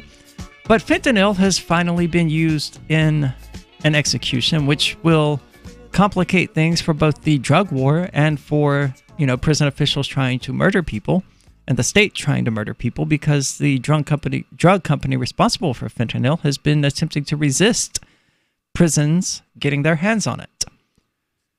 Which I imagine they kind of have to do. I mean, they kind of have to provide it as a safety measure for people, overdosing, right? No, that's a different drug. I'm not sure. Either way, Out of Lincoln, Nebraska, brought to us by the New York Times, prison officials in Nebraska used fentanyl, the powerful opioid at the center of the nation's overdose epidemic, to help execute a convicted murderer on Tuesday. The lethal injection at Nebraska State Penitentiary was the first time fentanyl has been used to carry out the death penalty in the United States. The execution, which is Nebraska's first since 1997, represented a stunning political turnabout in a state where lawmakers only voted 3 years ago to ban capital punishment. The condemned man, Kerry Dean Moore, had been convicted of killing 2 Omaha taxi drivers decades ago and did not seek a reprieve in his final months. But 2 pharmaceutical companies tried to block the execution in federal court, claiming that their reputations would suffer if the killing proceeded. The companies could not prove that their products would be used, however, because prison officials refused to identify the suppliers of the drugs to be administered, so the execution was allowed to continue. Mr. Moore's Mr. Moore's murder, using a previously untested 4-drug cocktail, could open a new method for states that have increasingly struggled to find execution drugs as suppliers have clamped down on how their products are used. But the unprecedented use of fentanyl in an execution chamber raised new ethical concerns amid a national opioid crisis that has led to an onslaught of fatal overdoses. Scott Frakes, the director of the Nebraska Department of Correctional Services, said the first of the 4 drugs was administered at 10:24 a.m., and Mr. Moore was declared dead at 10:47 a.m. 4 Nebraska journalists who witnessed the execution said it appeared that it went as planned. Mr. Moore mouthed the words, "I love you," to the witnesses he selected, the journalist said, and at various points in the execution process he turned his head. Mr. Moore breathed heavily at one point and coughed. His face turned red, then purple. Ew. Yeah. And they get a little bit more descriptive after that, but I'm just skipping that paragraph. The 4-drug cocktail contained diazepam, a tranquilizer, fentanyl citrate, a powerful synthetic opioid that can block breathing and knock out consciousness, citracarium bisulate, a muscle relaxant, and potassium chloride, which stops the heart. We really don't know how fentanyl is going to play out in an execution as opposed to an opioid overdose, Deborah Deneau, a law professor at Fordham University who has studied capital punishment, said in an interview Monday. Simply because people are dying as a result of fentanyl doesn't mean they're dying in a way that would be considered acceptable as a form of execution. What form of execution is somehow acceptable? I wouldn't find any form of execution to be acceptable. I'm sorry, but like that doesn't even make sense to me. I don't either. These states shouldn't be executing people. Yeah. And I guess they have this idea that, if the state is going to execute people, it should at least attempt to do so in a way that doesn't prolong suffering. But, we used to believe that the electric chair was humane. Yeah. So, it's hard to take what pro-murder people say seriously in regard to it because they used to advocate for the electric chair. And it was actually just in the 90s that the last electric chair execution happened. Yeah, I don't think there's any anything short of self-defense. I don't think can be justified. Yeah, I would agree. Nebraska has a particularly complicated history with capital punishment. Before Tuesday, the state had not carried out an execution since 1997 and had never killed anyone by lethal injection. The state had most recently used the electric chair. So, okay, it was Nebraska who in late 90s used the electric chair just 20 years ago to murder someone. A bipartisan mix of Nebraska legislators voted in 2015 to outlaw capital punishment and then overrode Governor Pete Ricketts' veto. But Ricketts, a Republican, and his wealthy family bankrolled a ballot referendum that gave voters a chance to decide the issue. Nebraskans voted overwhelmingly in 2016 to reinstate the death penalty. Yeah, yikes. Yeah, that's shocking. Well, didn't California opt to keep its death penalty as well? I don't know. it's not good to have a system in place that allows the state to murder people. I would think that wouldn't need to be said. I mean, especially from, so much of America that is just convinced that Trump is Hitler. Literally Hitler, because they don't know what the word literally means. I mean, that's just a bad idea all around. We should revolt if the state murders even a single person. And here we are authorizing it to murder other people. Lots of people.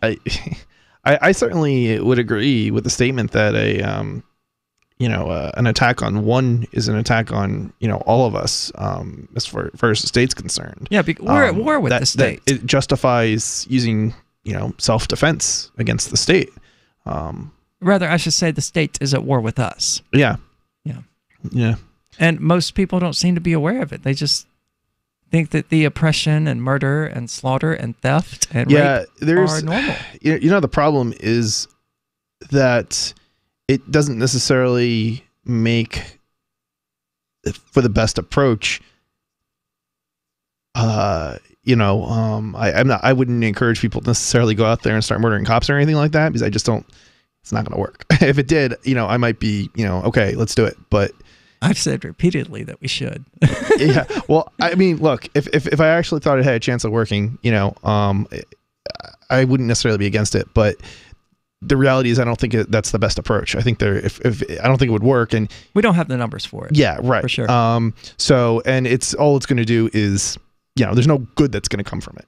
Right. So. I mean, ideally, we wouldn't go out and murder cops. We would just shoot them when they came to us. Well, I mean, ideally, we wouldn't have to in the first place, right? Well, I mean, ideally, in the present circumstance, we would wait until the cops came and accosted us, and then we would shoot them and say, you have no right to aggress against me. I think ideally, when the cop comes up to us to, basically, we'd be defending ourselves. But ideally, we wouldn't have to defend ourselves violently. We'd be able to talk the cop out of using violence against us, right? I mean, I think that would be the ideal situation. Or be able to call a competing security company to come and deal with the person harassing us.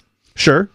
I suspect the cop is still going to attack somebody, though, if you call a competing security company.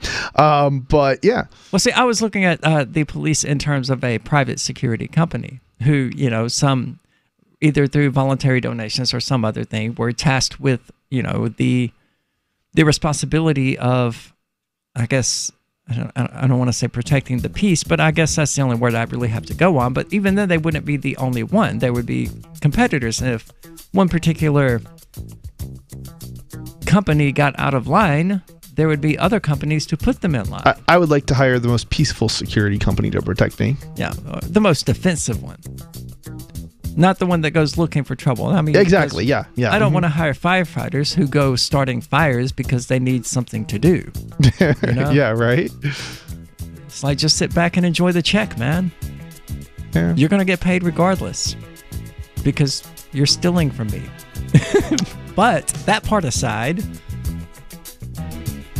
Yeah, unfortunately, we hired.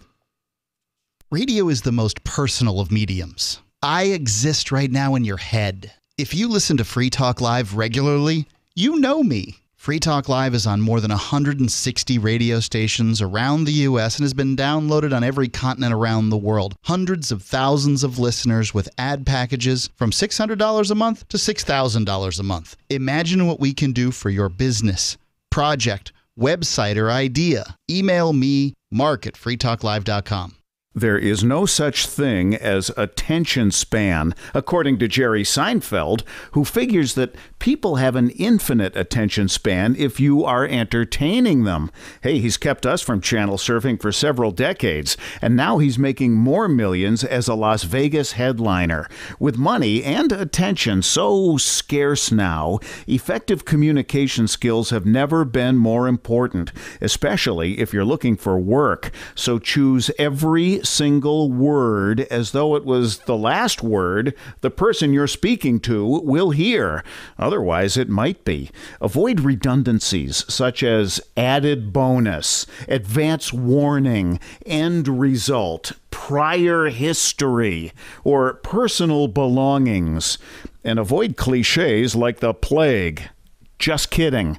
For more tips, hit survivalspeech.com. I'm Holland Cook. The 3 most important things you can do for LRN.FM are: 1. Let your friends know you're listening to LRN.FM on your social networking profile. 2. Buy the things you buy online through shop.lrn.fm. 3. Give $5 a month to the AMP program at amp.lrn.fm. It's my firm belief that the AMP program is the best use of your charitable dollar among liberty-oriented groups. Support all your favorite organizations, but make sure you give $5 a month to the AMP program at amp.lrn.fm. This Your Family Today tip is brought to you by Nestle Toll House Refrigerated Cookie Dough. Who would you bake some love for? Find fun and easy baking ideas at tollhouse.com. Kids love doing arts and crafts projects, especially when you join in. Try channeling all that artistic energy into the kitchen and bake up some creative treats together. Think of your art supplies as the frosting, sprinkles, and decorating gels, and use cookies or cupcakes as your canvas.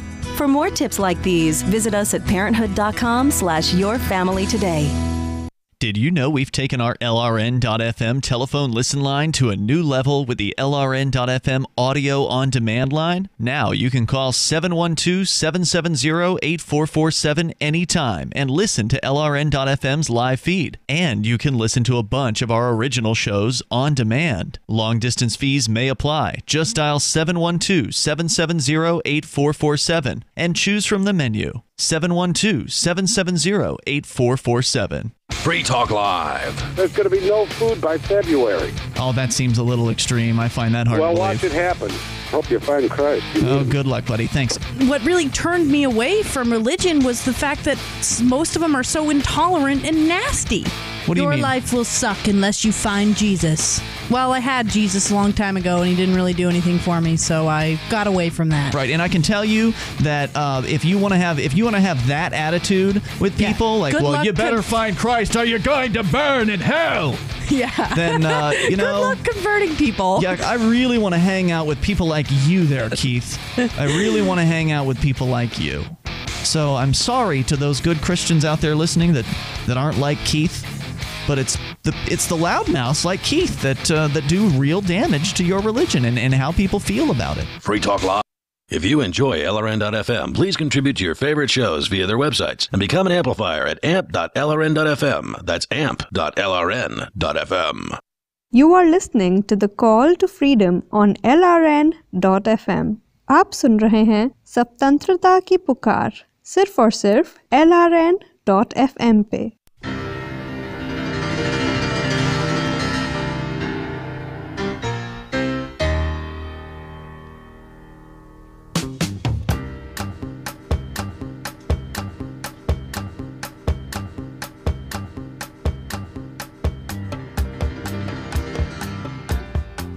All right, welcome back to the Call to Freedom here on LRN.FM, broadcasting live from the Zencast studio here in beautiful Keene, New Hampshire, where it's actually not freezing today like it was yesterday.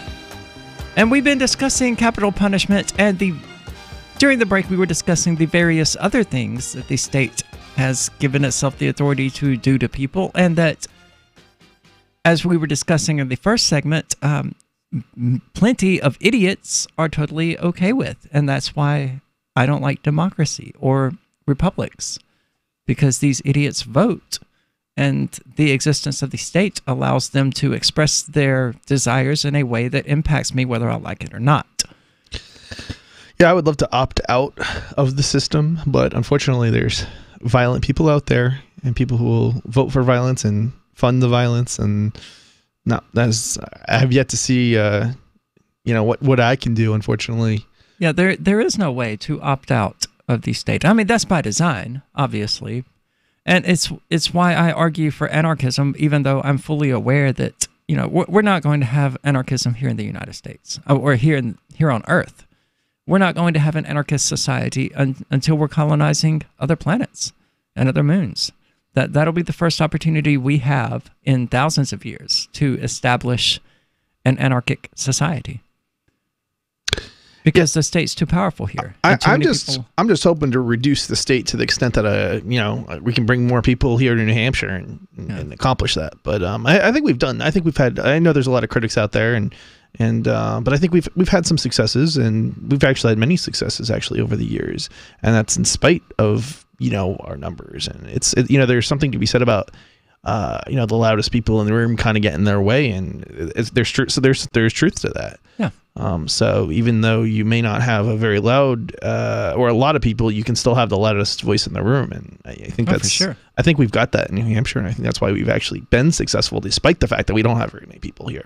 We have a lot of people relative to anywhere else, but that's still not saying a whole heck of a lot. But there's always people moving, so the future's looking pretty bright, I think. I would disagree. I think in the short term it probably looks bright, but after it reaches a certain point, either the federal government is going to crack down and reestablish its control. I don't know that It's done it before. I don't know that I necessarily have any belief that we're going to get to a system or get the system to such a degree that the federal government's going to come in and crack down. I just don't think. I don't think we're going to have that much power anytime soon. Maybe 100 years from now, I could see that. But I think in the next 50, 60 years, I think we're just going to get freer, but I don't necessarily know it's going to be to a degree that the federal government is going to come in and crack down. I just don't think we have the numbers to do that. Well, I would make the case that anything less free than that is not free. Oh, I would agree. But like I said, it's to get better is not necessarily to get 100%. It's just to have less of what you don't want. Yeah. Which, I mean, I guess that's the only realistically attainable goal. But it's still, I would argue, and I'm sure you would agree, that the system as it's set up prohibits us from actually having freedom. For sure. And and the reason that we can't actually make substantial progress toward freedom is because of that system in place that allows those other people to say, no, we don't want you to be free. So you can't be free. Yep. And if you try to be free, we'll kill you. And we're moral because you're not. And that's the way all of this works. And we're not raving lunatics. We promise. Yeah, I mean, there's a lot that can be accomplished just because we are, we do lack so much freedom. We can say we're free, but the reality is very different. This goes back to the statists and treating the state like a religion. I mean, they say most of them say, oh, but we're the freest country in the world, and it's like that's not saying much. No, it's not. It's not. It really isn't. I mean, that's shortly after Trump was elected. I remember saying, he's the least racist president we've ever had. I was like, that's not saying much, No, it's not. That may or may not be true, but even if it's true, who cares? I mean, that's like saying, this is the less smelly turd I've ever laid. I mean, it's still awful. No one wants it. Yeah. Stop bragging about it. Yeah. Oh man, that was just awful. Why'd you have to say that? Because, I mean, that's the example that always comes up. I don't want to eat a bowl of turds or a plate of vomit. And that's voting, It is. It's very much so. Do you want this Republican one or the Democratic one? I'm going to leave the table. And I think that's what people should do. If someone asks you, hey, do you want this plate of crap or this plate of vomit? Don't be an idiot. Leave the table. Say, I'm not eating either of those. And I think you're a mad person for expecting me to. And I think that, that was the argument. I heard so much of that in 2016 and 2012, from Republicans who felt for some reason that because I'm a libertarian, that Mitt Romney was owed my vote. And that I was stealing a vote from him by voting for the person I supported. Yeah, I love how, talking to people, I had a friend, I guess, not in New Hampshire, that I was talking to this weekend in Las Vegas, and he was like, talking about libertarians, and he brings up Johnson. Oh my God, what's the guy's name? President, libertarian candidate. Gary Johnson? Gary Johnson, yeah. And he asked me if I had voted for him, and I'm like, no, of course not. He's not even a libertarian. And I just thought that was funny. But that's the, that's what people have. That's the vision that people have. I think of libertarians is like Gary Johnson, and he's not a libertarian. He's like not at all. He's like a conservative Republican. And after 2020, they're going to have that same image regarding Bill Weld. Did you vote for Bill Weld? He's the consummate libertarian. He's the essential libertarian. He is the shining bastion of libertarianism. And no, he's an awful, awful Republican. He's a washed-up Republican who couldn't make it in the big kids pool. So he's like, I'm going to swim over there in the little kids pool. And that's William Weld and Gary Johnson, both of them. Yeah. Horrible, horrible human beings. And they're doing it on purpose. And they know they're doing it on purpose because they don't want to be little fish in big ponds. They would rather be big fish in little ponds. Yeah, I have to say I'm really glad I'm here in New Hampshire. It's far from perfect, but it's a heck of a lot better than anywhere else. Well, I'm perfectly glad to say that during the summer. If you can get me to say 4 months from now that I'm glad to be in New Hampshire, I will give you all of my Litecoin. It's not so bad. It's last winter was terrible. It was really bad. But Will that's really unusual. enjoys saying that it was the coldest place on earth for 2 days. He really enjoys saying that to me. I didn't even. What's funny is I didn't even really feel it. That really, really. I was cold yesterday. Horrible cold. What? Wait, wasn't it like really hot out? No. I wasn't here, so I don't know. But not once it rained. And estrogen screws with you the way you experience temperature. Okay. And it never goes away. Okay. So used to I would run around short sleeve and shorts outside in 60-degree weather, no problem. Mm-hmm. Now 60 degrees, I might even be carrying a blanket. 60 degrees is pretty cold. Well, it wasn't cold to me originally, and it was like 67 yesterday. Okay. So that seems like a pretty decent, comfortable temperature to me. It was not to me. I mean, it was bearable. I wasn't like shivering or anything. Yeah.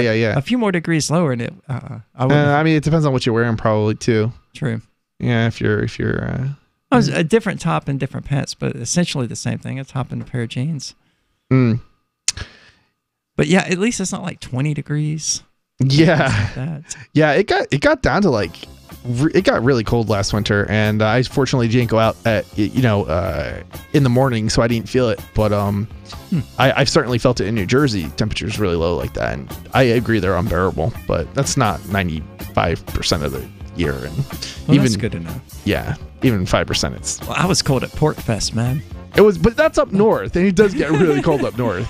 All right, this has been The Call to Freedom. I'm Ari DeMesso. That's Chris Wade. Don't go anywhere. Stay tuned because Free Talk Live is coming up next.